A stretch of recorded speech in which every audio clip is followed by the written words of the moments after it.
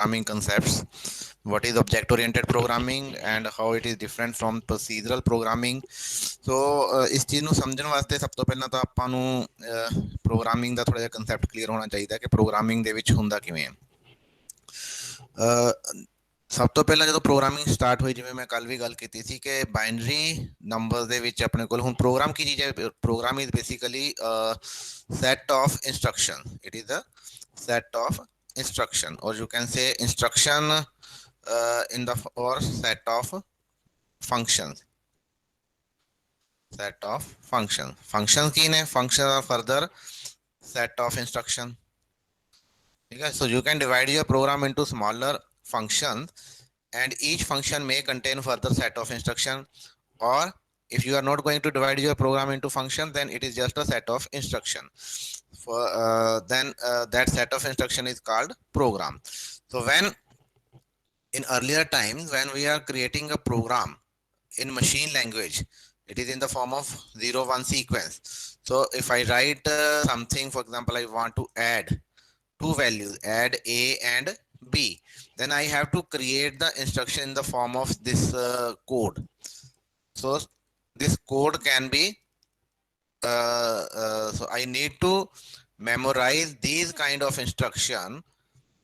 This is just one instruction. So imagine the complexity when you have to memorize number of instruction in this particular language, in the binary language. So what happened? People start to create the program in assembly language. They create the code that are called mnemonics. That are called mnemonics for the binary numbers. For example, to represent add, to represent this particular combination, they use the mnemonic add. For example, it is just one of the example. This is for representing A and this is for representing B. So they, instead of writing this kind of instruction, they start writing instruction add A comma B. So this kind of instructions are called assembly language instruction. This is called assembly language.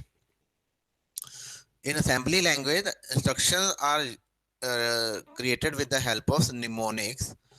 Mnemonics are what? These are just the alphabetical representation of some sequence 1010 like that. Okay, so there are the sequence for add, there is a sequence for subtraction, there is a sequence for multiplication, separate sequences are there. And now instead of writing those sequence, people have to write only the instruction add a comma b, which is much more easier than memorizing this particular sequence for adding a and b. So this is assembly language. Then people find it also difficult.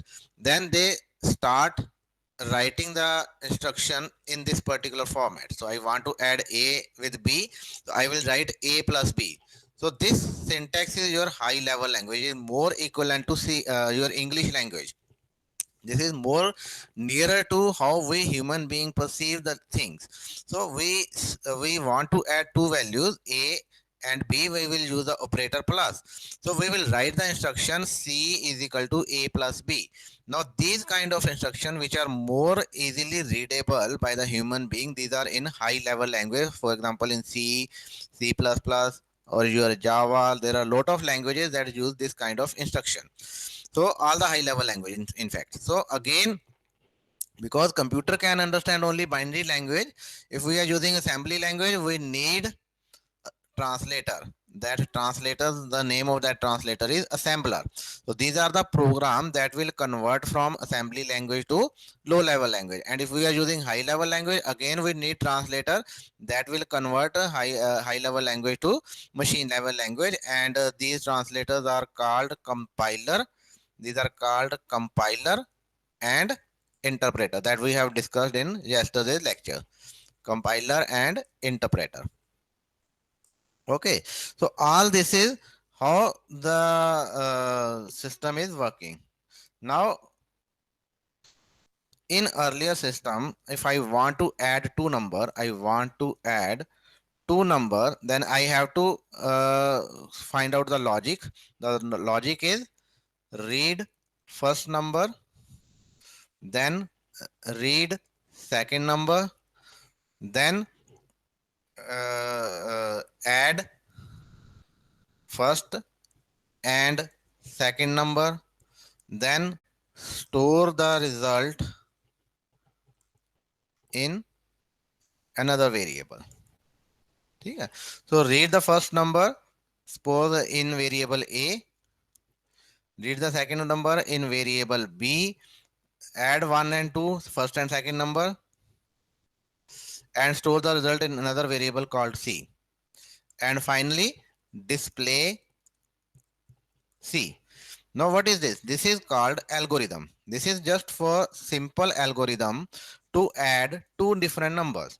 So to adding a two different number, for adding a two different number, your system need to read the first number, then it read the second number, then perform the operation, then store the result into another variable, and finally it has to display the we have to display the result also. ठीक?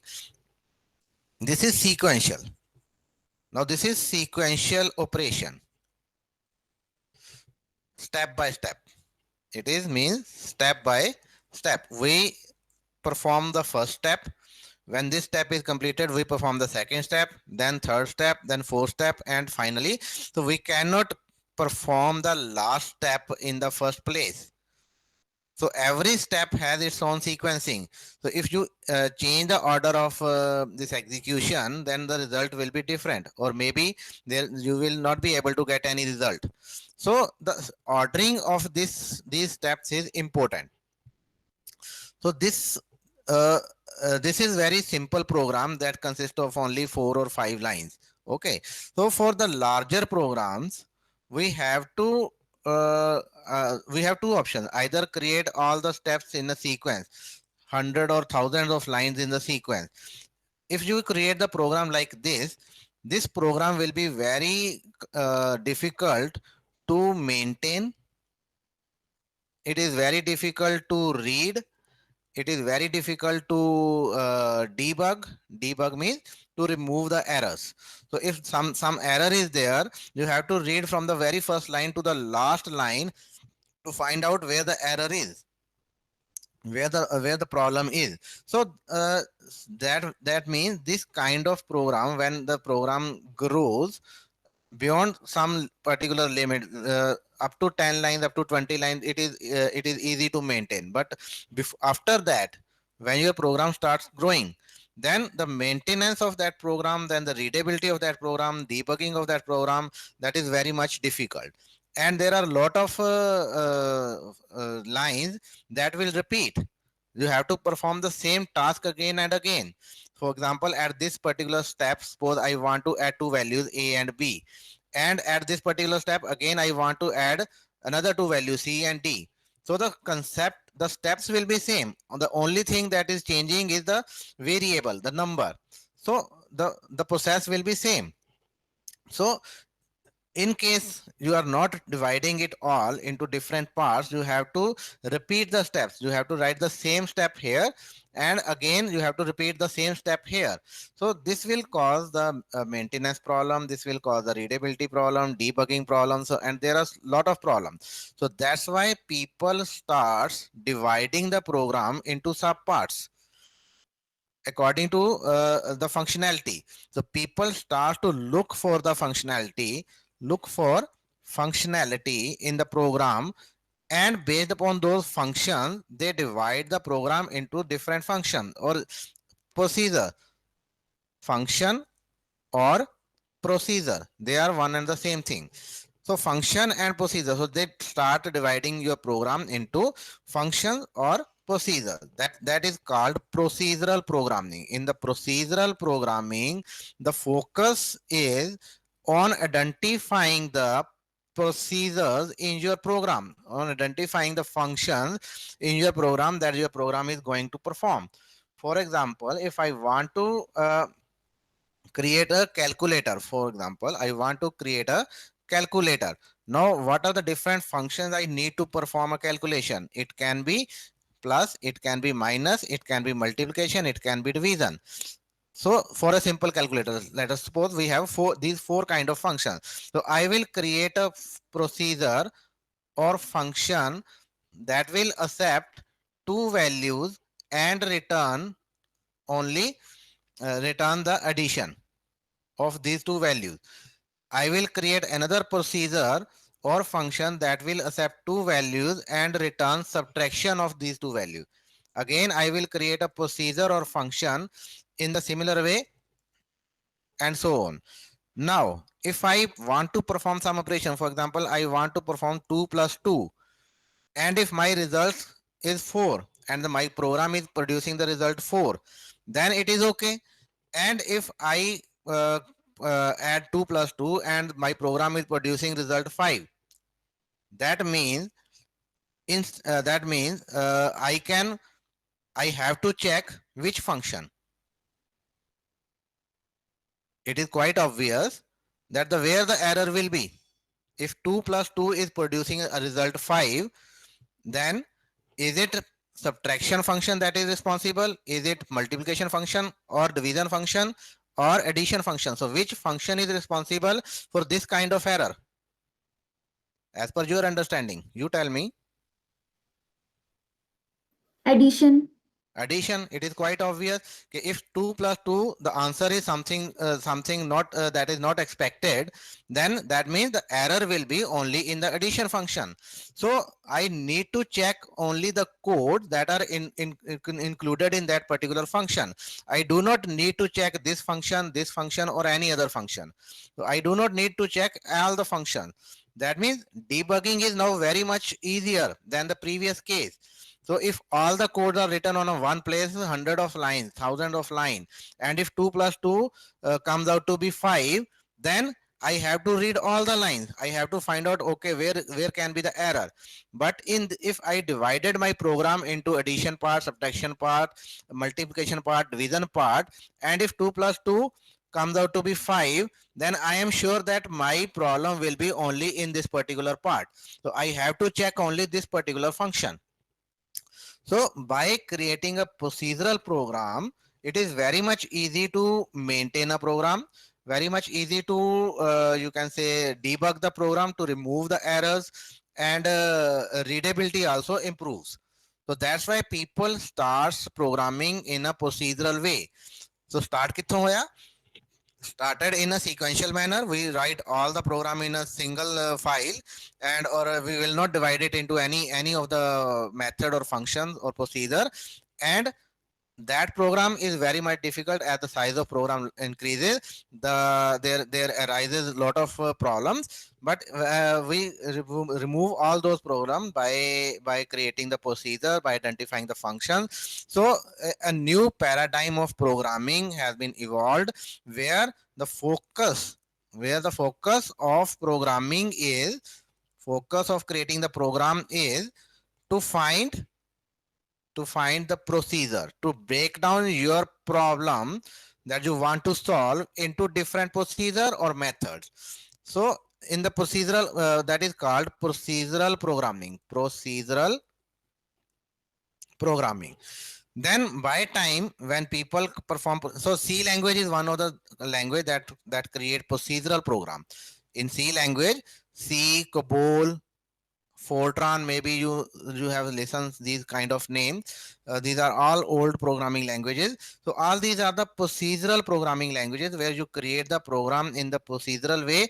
Means you divide your problem, whatever the problem you want to solve with your computer system, you divide that problem into smaller parts, that is called procedure. So your main focus will be for the identification of the procedure. For example, I want to create the calculator, so that is my problem, and I identify that calculator has the different functionality, that calculator should be able to perform addition, subtraction, multiplication, division. So I divide my problem into sub parts. That my problem is to create a procedure that will be able to add two values. Similarly, to create a procedure that will be able to add to subtract two values, and so on. So after creating all these procedures, then I will create another procedure that will be used for using all these for calling all these methods. So that special procedure is called main method. Maybe you people who have developed any program in previous years in your previous life, then he or she must know about the main method, but we will discuss it again. uh, uh, Now in procedural oriented programming, we have to divide the program into smaller parts, procedure into smaller procedure, and the focus will be to identify the procedure.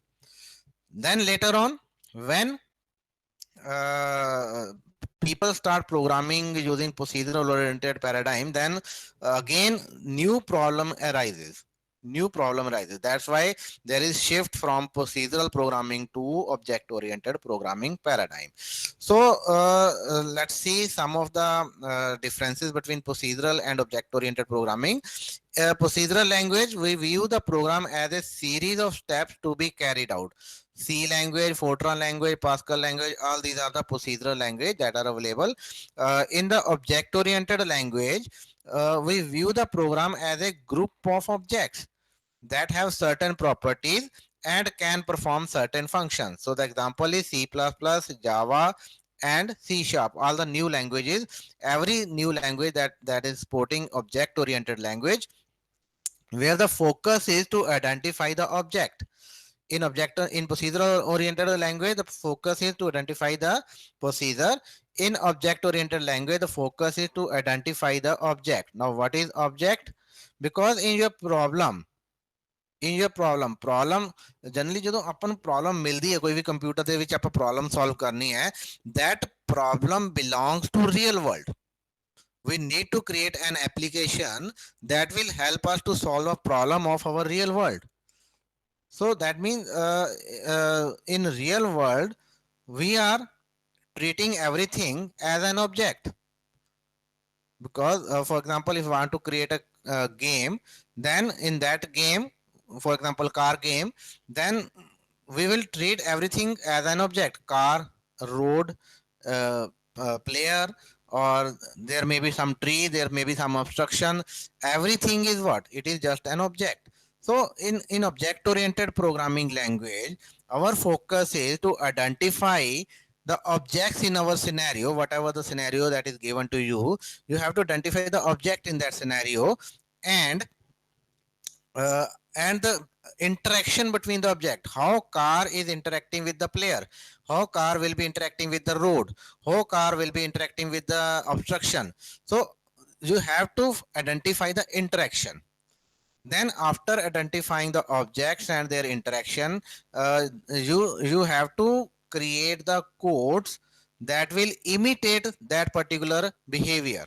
ठीक, imitate means उसकी नकल कर रहे हैं आप, so आप उस चीज की simulation create करनी है. So whatever the objects doing in the real world scenario, we have to imitate that behavior into your program through the code. And to imitate the behavior, you can use the functions are there again. We need the function. So without function, it will not work. So we need the function, we need the variables, everything that is required in procedural programming language, that is also required in object oriented programming language. But the difference is the how these things will be used. In procedural oriented programming, they will be used differently. In object oriented programming, they will be used in a different way. So way of using all these things will be different. So in procedural programming, our focus will be to identify the procedure in your problem. And in object oriented programming language, the focus will be to identify what will be the objects in your program, in your problem, and how those objects will be interacting with each other. So we will cover it all in the more detail in future slides. So in now coming to the problems with procedural language, we cannot cope with very large project size. As the size of the project increases, number of code increases, number of procedures also increases, then it will be very much difficult to identify which procedure is interacting with which method.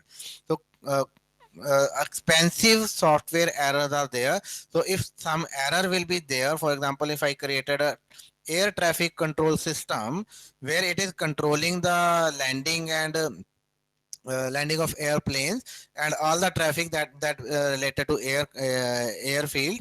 Then if there is some error in that particular program, you can easily imagine the kind of loss that we can have. So if there is some mishappening, crash of aircraft, then it may lead to a lot of life.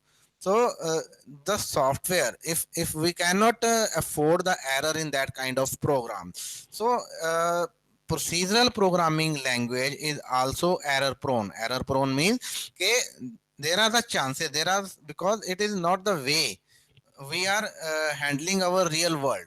In real world, we are all we are objects and we are interacting with each other. But in procedural language, we are not considering the object. We are considering the focus. Our focus is on the procedure. Our focus is not on the object.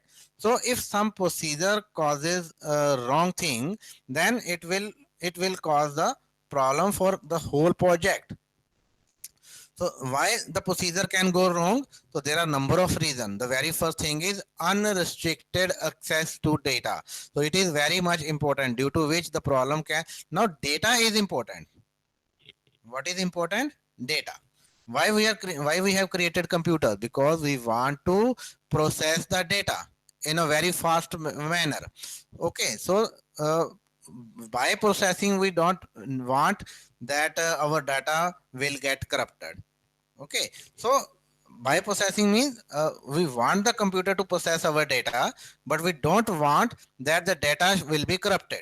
So if data will get corrupted, then there is no then it will defeat the purpose of creating the computer system. So we create the computer system to help us, not to corrupt our data. So because there is unrestricted access in procedural programming, there is unrestricted access to data. Now what do you mean by unrestricted access? Who is accessing the data? Our function. Who is accessing the data? Our procedure or function. They are accessing the data. Now where the data is stored? Data is stored in the memory. And to store the data, we need variables. We declare the variable and we store the data into those variables, which basically by which we mean that we are storing the data in the memory. Now if some of the code uh, now I am going to create memory map here.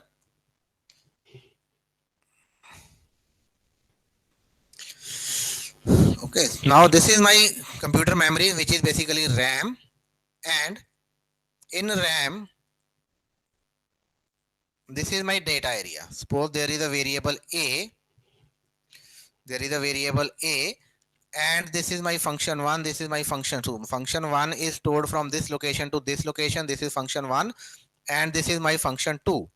Now this is because it is a variable that can be accessed by function 1 also, as well as function 2 also. This means if function 1 changes the value here, suppose function 1 writes value 5 here, and function 2 also write the value to this particular location, and if function 1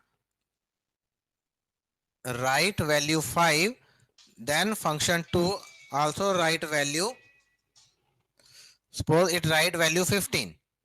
So if function 1 executes first, then it will write 5. After that, when function f2 will be executing, then it will overwrite this value and it will make it 15. Now for the function 1, the value should be 5, but function 2 has overwritten this particular value. So when function 1 again starts executing, it will read the value 15, which is wrong for this particular function. It is okay for function 2 because according to function 2, the value of a should be 15, and it is 15 here, which is okay. But for the function 1, its value should be 5, which is overwritten by the function 2. So when function 1 again starts its own execution, it is expecting the value 5, but whatever it returns from variable a, it is 15. which is wrong according to function 1. So, but there is no way to tell the function 1 that function 2 has changed the value of a. This means function 1 will continue its processing with the value 15, which is a wrong value, and that means function 1 will produce the wrong result. So it is always producing the wrong result. So that means the access to a variable is unrestricted. So that is a major problem in the procedural language. In procedural language, there is no way to restrict the access to the data, and data is important. It is not the focus in the procedural programming language. Procedural programming language, the focus is on identifying the function कि अपना function सही चलना चाहिए है, function 1 भी सही चलना चाहिए, function 2 भी सही चलना चाहिए, function ਦੀ working सही होनी चाहिए है, but ਉਸ ਸਹੀ ਕਰਨ ਦੇ function ਦੀ working ਸਹੀ ਕਰਨ ਦੇ ਚੱਕਰਾਂ ਦੇ ਵਿੱਚ ਜਿਹੜੀ ਚੀਜ਼ ignore ਹੋਗੀ ਉਹ ਹੈ ਆਪਣਾ data. So in case of procedural programming, there is no restriction on the data. That's why it cause problem, and these problem may lead to major blunders in a software. So unrestricted access to the data is one of the major problem that's why procedural programming language are out of the scenario, and object oriented language, they overcome the procedural oriented language. So access to data by multiple functions means many connection between the functions, and program become difficult to understand, modify, and maintain. So global data is allowed. That is one of the reason of this unrestricted access, because global data is allowed in procedural programming, which is not allowed in object oriented programming. In object oriented programming, there is no variable that can be global, but procedural programming allows you to create the global variable, hence it cannot restrict the access to that particular variable. So unrestricted access to data will be there, that will cause the major problem, because data is important. So if your data get corrupted, then there is no mean of you can say no fun of creating all this particular program. So if your program is corrupting the data, then it should not be there. You should avoid that kind of program. So because procedural language allows unrestricted access to data, so that's why there will be always a problem when you are creating a large program. For the smaller program it's okay, but for creating a large program, either you should be very careful, you should not create these kind of variable that can be changed by any kind of function, or you should avoid the procedural programming at all. So by creating object oriented programming, this problem will be relieved. Then poor modeling of real world things. So real world things are integral collection of data. So now what is all that is data about? Data is about the real world things. So I am talking about air control traffic. Then the data will be about the aeroplane, data will be about their timing, data will be about the total number of aeroplanes that are running on the runway, or landing on the runway, or standing on an airport. So all this is what? So this data belongs to real world. So but in procedural programming, this data is not in the focus. What in the focus is the procedures. So procedural language do not tie up the data with the function. Here any function can, because it allows the global variable, global data is there. So any function can access that data, and any function can change that data. So in fact, what should be the scenario? That data and function should be tie up. Tie up means if I have a car, and car has a data like make, model, etc., and there is a function like acceleration that will change the value of the speed of the car, and now the variable, only those method should be allowed to change the variable which are the part of the class, which are the part of the object. So if some method is not the part of the object, that method should not be able to change the variable. That means we can restrict the access to the variable by by combining the variable as well as the methods into one single object. So in object oriented paradigm, we are creating the variables and methods which are connected to each other. We are tying up them. But in procedural language, there is no way to tie up the data with the function.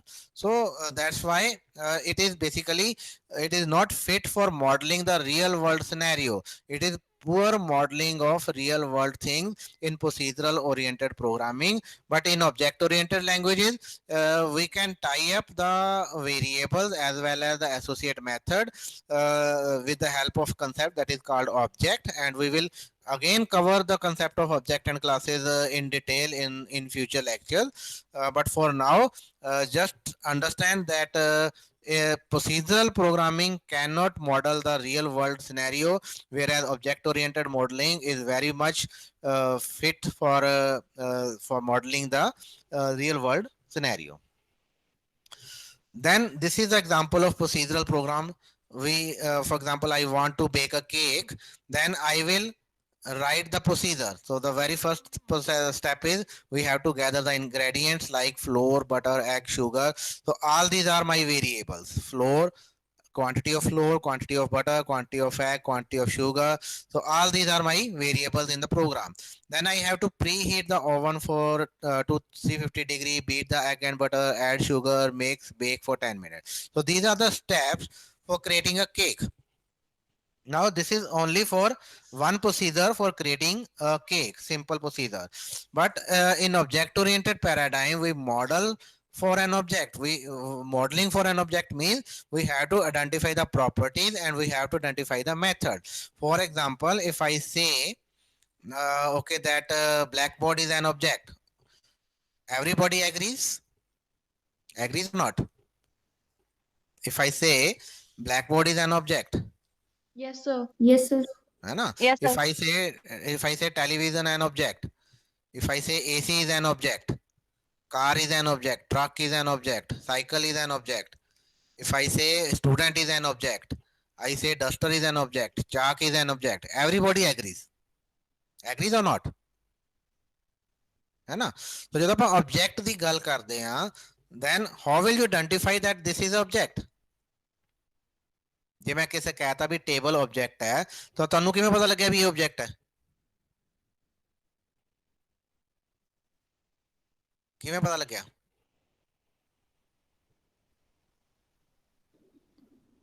Sir बचपन से ही बताया गया है कि ये object है।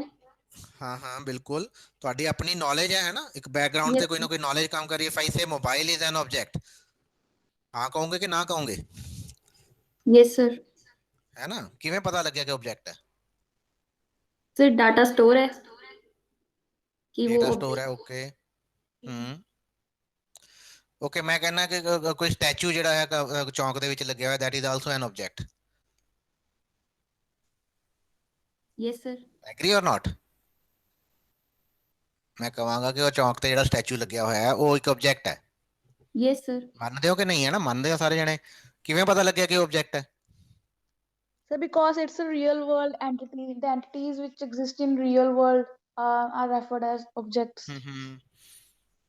But real world ਦੇ ਵਿੱਚ ਤਾਂ ਸਾਰਾ ਕੁਝ ਆਬਜੈਕਟ ਹੀ ਹੁੰਦਾ ਹੈ। ਇਹਦਾ ਮਤਲਬ ਜੋ ਰੀਅਲ ਵਰਲਡ ਦੇ ਵਿੱਚ ਹੈ everything is an object. Sir ਜਿੱਦਾਂ ਬਲੈਕ ਬੋਰਡ ਹੈ ਉਹ ਆਬਜੈਕਟ ਹੈ, ਤੇ ਉਹਦੇ ਉੱਪਰ ਆਪਾਂ ਰਾਈਟਿੰਗ ਪਰਫਾਰਮ ਕਰਦੇ ਹਾਂ, ਉਹਦਾ ਮੈਥਡ ਹੋ ਗਿਆ ਜਾਂ ਆਪਣਾ ਐਕਸ਼ਨ ਹੋ ਗਿਆ। ਠੀਕ ਹੈ। ਨਹੀਂ ਮਤਲਬ ਮੇਰਾ ਜਿਹੜਾ ਕੁਐਸਚਨ ਹੈ, ਬੇਸਿਕ ਕੁਐਸਚਨ ਉਹ ਇਹ ਹੈ ਕਿ ਆਪਾਂ ਨੂੰ ਪਤਾ ਕਿਵੇਂ ਲੱਗਦਾ ਹੈ ਵੀ ਕੋਈ ਚੀਜ਼ ਆਬਜੈਕਟ ਹੈ ਕਿ ਨਹੀਂ ਹੈ? ਮੈਂ ਕਹਤਾ ਕਿ ਸ਼ੂ ਇਜ਼ ਐਨ ਆਬਜੈਕਟ, ਸਾਰੇ ਕਵਾਂਗੇ ਹਾਂਜੀ ਹੈਗਾ। ਫੈਨ ਇਜ਼ ਐਨ ਆਬਜੈਕਟ, ਸਾਰੇ ਕਵਾਂਗੇ ਹੈਗਾ। ਪਰ ਪਤਾ ਕਿਵੇਂ ਲੱਗਦਾ ਵੀ ਆਬਜੈਕਟ ਹੈਗਾ?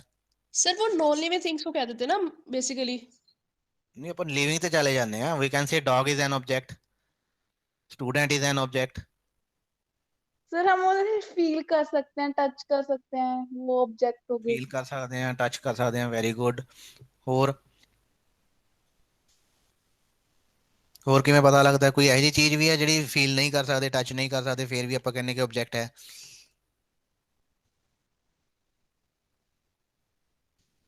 ਯੂਨੀਵਰਸ ਦੇ ਵਿੱਚ ਐਂਟੀਟੀਜ਼ ਜਿਨ੍ਹਾਂ ਨੂੰ ਆਪਾਂ ਫੀਲ ਟੱਚ ਨਹੀਂ ਕਰ ਸਕਦੇ ਬਟ ਪਤਾ ਹੈ ਆਬਜੈਕਟਸ ਨੇ, ਜਿਵੇਂ ਸਟਾਰ, ਸਨ। ਹਾਂ ਕਿਵੇਂ ਪਤਾ ਲੱਗਦਾ ਵੀ ਆਬਜੈਕਟ ਹੈ? ਦੇਖੋ ਮਤਲਬ ਥਿੰਗ ਇਜ਼ ਕਿ ਉਹ ਚੀਜ਼ ਆਪਣੇ ਅੰਦਰ ਹੈ, ਆਪਾਂ ਨੂੰ ਸਾਰਿਆਂ ਨੂੰ ਨੌਲੇਜ ਹੈਗੀ ਹੈ ਕਿ ਇਹ ਆਬਜੈਕਟ ਹੈ। ਕਿਸੇ ਵੀ ਚੀਜ਼ ਦੇ ਬਾਰੇ ਮੈਂ ਗੱਲ ਕਰ ਦਾਂਗਾ, ਤੁਸੀਂ ਝੱਟ ਦੇ ਨਹੀਂ ਦੱਸ ਦੋਗੇ ਵੀ ਹਾਂਜੀ ਇਹ ਆਬਜੈਕਟ ਹੈਗਾ ਹੈ। ਕਿਤੇ ਨਾ ਕਿਤੇ ਮਾਈਂਡ ਦੇ ਵਿੱਚ ਤੁਹਾਡੇ ਫੀਡ ਹੋਇਆ ਹੋਇਆ ਹੈ, ਤੁਹਾਨੂੰ ਉਸ ਚੀਜ਼ ਦੀ ਪਛਾਣ ਹੈ, ਬਟ ਤੁਸੀਂ ਉਸ ਚੀਜ਼ ਨੂੰ ਡਿਸਕ੍ਰਾਈਬ ਨਹੀਂ ਕਰ ਪਾ ਰਹੇ, ਹੈ ਨਾ। ਜੇ ਕੋਈ ਤੁਹਾਨੂੰ ਪੁੱਛ ਲੈਂਦਾ ਵੀ ਤੁਹਾਨੂੰ ਕਿਵੇਂ ਪਤਾ ਲੱਗਿਆ ਜੀ ਆਬਜੈਕਟ ਹੈ, ਤੁਸੀਂ ਉਹਨੂੰ ਡਿਸਕ੍ਰਾਈਬ ਨਹੀਂ ਕਰ ਪਾਓਗੇ। ਕਿਉਂ ਨਹੀਂ ਕਰ ਪਾ ਰਹੇ? ਕਿਉਂਕਿ ਤੁਸੀਂ ਉਹਦੀਆਂ ਬੇਸਿਕ ਪ੍ਰੋਪਰਟੀ ਨੂੰ ਦੇਖ ਹੀ ਨਹੀਂ ਰਹੇ। ਜਦੋਂ ਆਪਾਂ ਕਿਸੇ ਆਬਜੈਕਟ ਦੀ ਗੱਲ ਕਰਦੇ ਹਾਂ, ਇਮੀਡੀਏਟਲੀ ਆਪਣੇ ਮਾਈਂਡ ਦੇ ਵਿੱਚ ਕੀ ਆਉਂਦਾ ਹੈ? ਆਪਣੇ ਮਾਈਂਡ ਦੇ ਵਿੱਚ ਆਉਂਦੀਆਂ ਨੇ ਆਹ ਦੋ ਚੀਜ਼ਾਂ ਜਿਹੜੀਆਂ ਮੈਂ ਇੱਥੇ ਲਿਖੀਆਂ ਹੋਈਆਂ ਨੇ, ਉਹਦੀਆਂ ਪ੍ਰੋਪਰਟੀਜ਼ ਤੇ ਉਹਦੇ ਮੈਥਡਸ, ਉਹਦਾ ਬਿਹੇਵੀਅਰ, ਹੈ ਨਾ। ਜਦੋਂ ਮੈਂ ਕਾਰ ਦੀ ਗੱਲ ਕਰਦਾ, ਇਮੀਡੀਏਟਲੀ ਮਾਈਂਡ 'ਚ ਆਉਂਦਾ ਵੀ ਹਾਂ ਲੋਹੇ ਦੀ ਕੋਈ ਚੀਜ਼ ਹੈ ਜਿਹਦੇ 'ਚ ਚਾਰ ਟਾਇਰ ਲੱਗੇ ਹੋਏ ਨੇ, ਜਿਹੜੀ ਮੂਵ ਕਰਦੀ ਹੈ ਔਰ ਜਿਹਦੇ 'ਚ ਬੰਦੇ ਬੈਠ ਸਕਦੇ ਨੇ, ਜਿਹਦੇ 'ਚ ਇੱਕ ਸਟੀਅਰਿੰਗ ਲੱਗਿਆ ਹੋਇਆ, ਬ੍ਰੇਕ ਸਿਸਟਮ ਲੱਗਿਆ ਹੋਇਆ, ਸਾਰੀਆਂ ਚੀਜ਼ਾਂ ਮਾਈਂਡ 'ਚ ਆ ਜਾਣਗੀਆਂ, ਹੈ ਨਾ। ਫਿਰ ਉਹਦੇ ਫੰਕਸ਼ਨ ਪਤਾ ਲੱਗ ਜਾਣਗੇ ਵੀ ਹਾਂ ਕਾਰ ਦਾ ਕੰਮ ਕੀ ਹੈ ਕਿ ਇੱਕ ਥਾਂ ਤੋਂ ਲੈ ਕੇ ਦੂਸਰੀ ਥਾਂ ਤੇ ਬੰਦੇ ਨੂੰ ਲੈ ਕੇ ਜਾਣਾ ਇਹਨੇ, ਹੈ ਨਾ। ਜਦੋਂ ਆਪਾਂ ਟੀਵੀ ਦੀ ਗੱਲ ਕਰਦੇ ਹਾਂ, ਇਮੀਡੀਏਟਲੀ ਮਾਈਂਡ 'ਚ ਆ ਜਾਂਦਾ ਵੀ ਉਹ ਇੱਕ ਬਲੈਕ ਜੀ ਸਕਰੀਨ ਹੈ ਜਿਹੜੀ ਕੰਧ ਤੇ ਟੰਗੀ ਹੋਈ ਹੈ ਜਾਂ ਆਪਣੇ ਉੱਤੇ ਪਈ ਹੋਈ ਹੈ, ਔਰ ਉਹਦੇ ਵਿੱਚ ਇੱਕ ਵੀਡੀਓ ਚੱਲਦੀ ਹੈ, ਉਹਦੇ 'ਚ ਵੋਲਿਊਮ ਬਟਨ ਲੱਗਿਆ ਹੋਇਆ, ਉਹਦੇ 'ਚ ਪਾਵਰ ਬਟਨ ਲੱਗਿਆ ਹੋਇਆ। ਤੇ ਇਹ ਸਾਰੀਆਂ ਚੀਜ਼ਾਂ ਕੀ ਨੇ? All these are the properties of that particular object. So ਜਦੋਂ ਆਪਾਂ ਆਬਜੈਕਟ ਓਰੀਐਂਟਡ ਪ੍ਰੋਗਰਾਮਿੰਗ ਦੀ ਗੱਲ ਕਰਦੇ ਹਾਂ, ਤਾਂ ਜਿਵੇਂ ਮੈਂ ਪਹਿਲਾਂ ਵੀ ਕਿਹਾ ਸੀ, ਆਪਣਾ ਫੋਕਸ ਹੁੰਦਾ ਆਬਜੈਕਟ ਨੂੰ ਆਇਡੈਂਟੀਫਾਈ ਕਰਨਾ। ਤਾਂ ਆਬਜੈਕਟ ਨੂੰ ਕਿਵੇਂ ਆਇਡੈਂਟੀਫਾਈ ਕਰੋਗੇ? ਆਬਜੈਕਟ ਆਇਡੈਂਟੀਫਾਈ ਹੁੰਦੇ ਨੇ ਉਹਨਾਂ ਦੀਆਂ ਪ੍ਰੋਪਰਟੀਜ਼ ਤੋਂ ਤੇ ਉਹਨਾਂ ਦੇ ਬਿਹੇਵੀਅਰ ਤੋਂ ਜਾਂ ਮੈਥਡ ਤੋਂ। ਹੁਣ ਤੁਸੀਂ ਦੁਬਾਰਾ ਸੋਚੋ ਸਾਰੀਆਂ ਚੀਜ਼ਾਂ ਬਾਰੇ। ਫੈਨ ਦੀ ਗੱਲ ਕਰਤੀ, ਡਸਟਰ ਦੀ ਗੱਲ ਕਰਤੀ, ਬਲੈਕਬੋਰਡ ਦੀ ਗੱਲ ਕਰਤੀ, ਕਾਰ ਦੀ ਗੱਲ ਕਰਤੀ, ਜਿਹੜਾ ਆਪਣਾ ਤੁਹਾਡਾ ਸਟੂਡੈਂਟ ਹੈਗਾ ਸਟੂਡੈਂਟ ਦੀ ਗੱਲ ਕਰਤੀ, ਬੈਂਚ ਦੀ ਗੱਲ ਕਰਤੀ, ਜਿਹੜੀ ਮਰਜ਼ੀ ਚੀਜ਼ ਚੱਕ ਲਓ, ਕੋਈ ਮਰਜ਼ੀ ਚੀਜ਼ ਚੱਕ ਲਓ, ਇਮੀਡੀਏਟਲੀ ਤੁਹਾਡੇ ਮਾਈਂਡ ਦੇ ਵਿੱਚ ਉਹਦੀਆਂ ਪ੍ਰੋਪਰਟੀਜ਼ ਆਉਣਗੀਆਂ। ਸਟੂਡੈਂਟ ਦੀ ਗੱਲ ਕਰਦੇ ਆ ਤੇ ਉਹਦੀਆਂ ਪ੍ਰੋਪਰਟੀਜ਼ ਹੈ ਕਿ ਉਹਦਾ ਰੋਲ ਨੰਬਰ ਹੋਏਗਾ, ਉਹਦਾ ਨਾਮ ਹੋਏਗਾ, ਉਹਦੀ ਕਲਾਸ ਹੋਏਗੀ, ਉਹਦੀ ਏਜ ਹੋਏਗੀ। All these are the properties of student, ਠੀਕ ਹੈ। ਕਿਸੇ ਕੋਇਨ ਦੀ ਗੱਲ ਕਰਦੇ ਹਾਂ ਤਾਂ ਕੋਇਨ ਦੀਆਂ ਅਲੱਗ ਪ੍ਰੋਪਰਟੀਜ਼ ਹੈ। ਕਿਸੇ ਫੈਨ ਦੀ ਗੱਲ ਕਰਦੇ ਹਾਂ ਤਾਂ ਵੀ ਉਹਦੀਆਂ ਪ੍ਰੋਪਰਟੀਜ਼ ਹੈ ਕਿ 3 ਖੰਭਾਂ ਵਾਲਾ, ਕਿ 4 ਖੰਭਾਂ ਵਾਲਾ, ਕਿ ਲਾਲ ਰੰਗ ਦਾ, ਕਿ ਕਾਲੇ ਰੰਗ ਦਾ, ਕਿ ਚਿੱਟੇ ਰੰਗ ਦਾ, ਹੈ ਨਾ। ਤੇ ਉਹ ਟੇਬਲ ਫੈਨ ਹੈ ਕਿ ਸੀਲਿੰਗ ਫੈਨ ਹੈ। So all these are the properties of a fan. So ਜਦੋਂ ਵੀ ਆਪਾਂ ਕਿਸੇ ਆਬਜੈਕਟ ਦੀ ਗੱਲ ਕਰਦੇ ਹਾਂ ਤਾਂ ਆਪਣੇ ਮਾਈਂਡ ਦੇ ਵਿੱਚ ਉਹਦੀਆਂ ਪ੍ਰੋਪਰਟੀਜ਼ ਆਉਂਦੀਆਂ ਨੇ, ਜਿਨ੍ਹਾਂ ਤੋਂ ਆਪਾਂ ਇਹ ਦੱਸਦੇ ਹਾਂ ਕਿਸੇ ਵੀ ਪਰਸਨ ਨੂੰ ਕਿ ਇਹ ਆਬਜੈਕਟ ਹੈ ਕਿ ਨਹੀਂ ਹੈ, ਠੀਕ। ਸੋ ਪ੍ਰੋਪਰਟੀਜ਼ ਹਰ ਚੀਜ਼ ਦੀਆਂ ਹੁੰਦੀਆਂ, ਜਿਹੜੀ ਵੀ ਚੀਜ਼ ਤੁਸੀਂ ਸੋਚ ਸਕਦੇ ਹੋ ਉਹਦੀਆਂ ਪ੍ਰੋਪਰਟੀਜ਼ ਵੀ ਹੋਣਗੀਆਂ, ਠੀਕ। ਸੋ ਤੁਹਾਡਾ ਕੰਮ ਕੀ ਹੈ ਐਜ਼ ਏ ਪ੍ਰੋਗਰਾਮਰ? ਜੋ ਤੁਸੀਂ ਆਬਜੈਕਟ ਓਰੀਐਂਟਡ ਪ੍ਰੋਗਰਾਮਿੰਗ ਆਪਾਂ ਕਰਦੇ ਹਾਂ, then in object oriented programming your task is to identify the objects. By identifying the objects I mean to identify the properties and the behavior and the method. Now for example I am talking about student object. Now student has properties that name, age, roll number, class, all these are the properties of the student. Now if somehow ਜਦੋਂ ਆਪਾਂ student ਦਾ ਨਾਮ ਭਰਿਆ ਰਮੇਸ਼ ਭਰਨਾ ਸੀ, ਠੀਕ ਹੈ, spelling ਗਲਤ ਹੋ ਗਏ, ਰਮੇਸ਼ ਦੀ ਥਾਂ ਤੇ ਆਪਾਂ ਨੇ ਰਮੇਸ਼ ਭਰਤਾ, ਠੀਕ, ਗਲਤੀ ਨਾਲ ਭਰਿਆ ਗਿਆ, ਟਾਈਪਿੰਗ ਮਿਸਟੇਕ ਹੋ ਗਈ। ਹੁਣ ਇਹਨੂੰ ਜੇ ਚੇਂਜ ਕਰਨਾ ਹੈ, ਵੈਲਿਊ ਚੇਂਜ ਕਰਨੀ ਹੈ ਤਾਂ ਕੀ ਕਰਨਾ ਪਏਗਾ? we need to create a method that will read the original value read, then change it, then store the new value, ਠੀਕ ਹੈ। ਇਹੀ ਕੰਮ ਕਰਨਾ ਪਏਗਾ। ਸੋ ਇਹਨਾਂ ਸਟੈਪ ਨੂੰ ਪਰਫਾਰਮ ਕਰਨ ਲਈ ਆਪਾਂ ਨੂੰ ਕੋਡ ਲਿਖਣੇ ਪੈਣਗੇ। those codes will be stored in a function. ਸੋ ਆਪਾਂ ਇੱਕ ਫੰਕਸ਼ਨ ਬਣਾ ਲਿਆ ਜਾਂ ਆਪਾਂ ਇੱਕ ਮੈਥਡ ਬਣਾ ਲਿਆ ਜਿਹੜਾ ਕੀ ਕੰਮ ਕਰੇਗਾ, that will change or update the name of the student. ਹੁਣ ਉਹ ਕਿਹੜੇ ਸਟੂਡੈਂਟ ਦਾ ਨਾਮ ਚੇਂਜ ਕਰੇਗਾ? ਸਾਰਿਆਂ ਦਾ ਨਾਮ ਚੇਂਜ ਕਰੇਗਾ ਜਾਂ ਕਿਸੇ ਖਾਸ ਸਟੂਡੈਂਟ ਦਾ ਹੀ ਨਾਮ ਚੇਂਜ ਕਰੇਗਾ? there can be another class, for example faculty ਹੈ, ਨੇਮ ਉਹਦਾ ਵੀ ਹੈ, ਠੀਕ ਹੈ। ਫੈਕਲਟੀ ਦਾ ਡਿਪਾਰਟਮੈਂਟ ਹੋਏਗਾ, ਉਹਦੇ ਸਬਜੈਕਟਸ ਹੋਣਗੇ ਕਿ ਕਿਹੜਾ ਸਬਜੈਕਟ ਪੜ੍ਹਾ ਰਿਹਾ ਹੈ ਨਾ। ਹੁਣ ਨੇਮ ਇੱਥੇ ਵੀ ਹੈ, ਨੇਮ ਇੱਥੇ ਵੀ ਹੈ, ਬਟ ਜਿਹੜਾ ਆ ਮੈਥਡ ਕ੍ਰੀਏਟ ਕੀਤਾ, this method is allowed to change the name of student only, it will not be allowed to change the name of the faculty, ठीक। so that means we can restrict the access to the variable of the object. किस तरह करेंगे? by defining the methods. So whenever we are defining the object in computer system, we have to define the properties as well as the method that will perform some action on only these properties. By defining the property means by defining the variable. Okay, so how this name will be stored? We have to create a variable. How this age will be stored? We have to create a variable. Roll number, class, again variable, again variable. So every property is stored in the form of variable. That means our variables contain data, and who can change that data? Only the method which are the part of that particular object.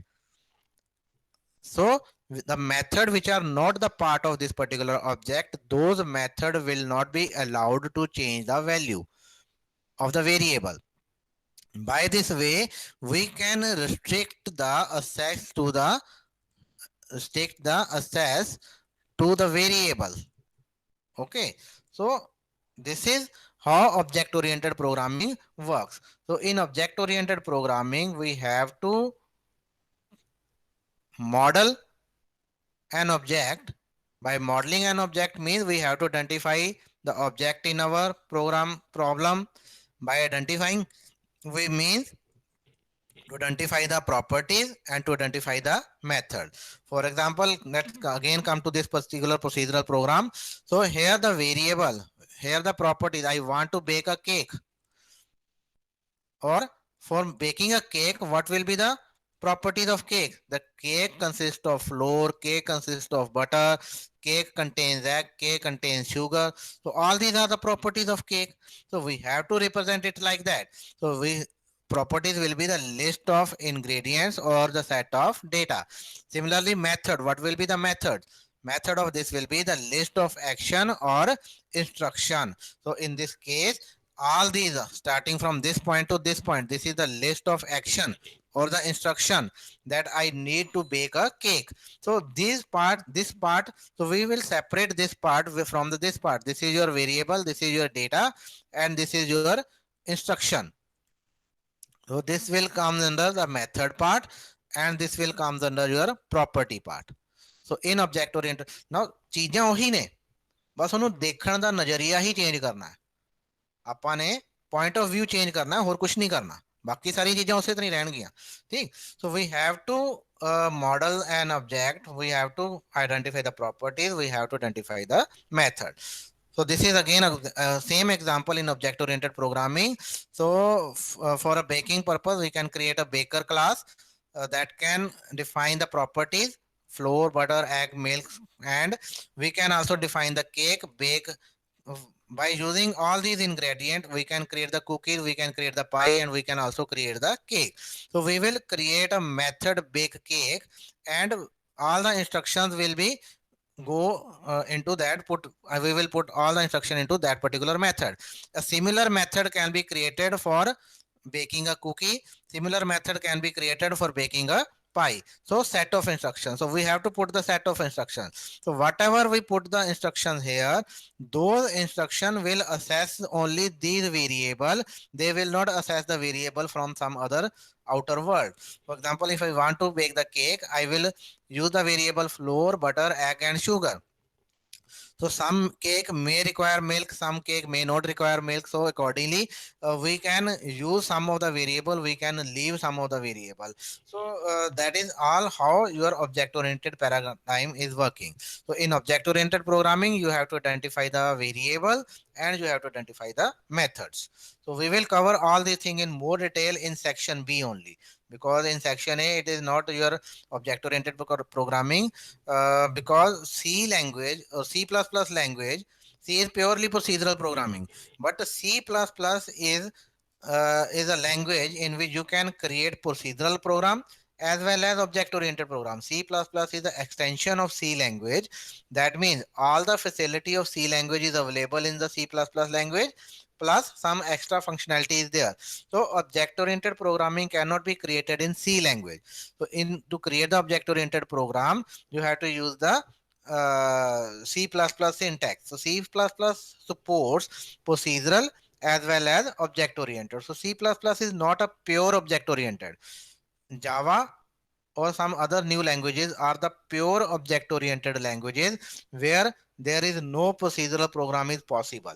But in C++ language, both kind of programming is possible. In the section A, we will cover the procedural way. Then in section B, we will cover the object oriented way of programming using C++. So is that clear? Now this is again pictorial view, procedural paradigm. Every function we have a global data and any function can change that data. Any function can access any of the global data. There is no restriction. But in case of object oriented programming, we have a restriction. So goal of object oriented programming is that it is more clearer, more reliable, more easily maintained program, more effective way of coping with the complexity. So complexity means as the program grows, as the size of program increases, it is very difficult to maintain the program, to read the program, to find out the bugs of the program, and to find out which function is interacting with the what values or what variable. So it is very much difficult. It will become more complex. So in object oriented way, it is effective way of coping with the complexity of the program. These are the languages, some of the examples of object-oriented languages. C++ is object-oriented. Java is also object-oriented. C# is also object-oriented languages. So C++ is most widely used language, which has the largest programmer base. And Java lacks certain features, for example, multiple inheritance, pointers, templates that are not available in Java but available in C++.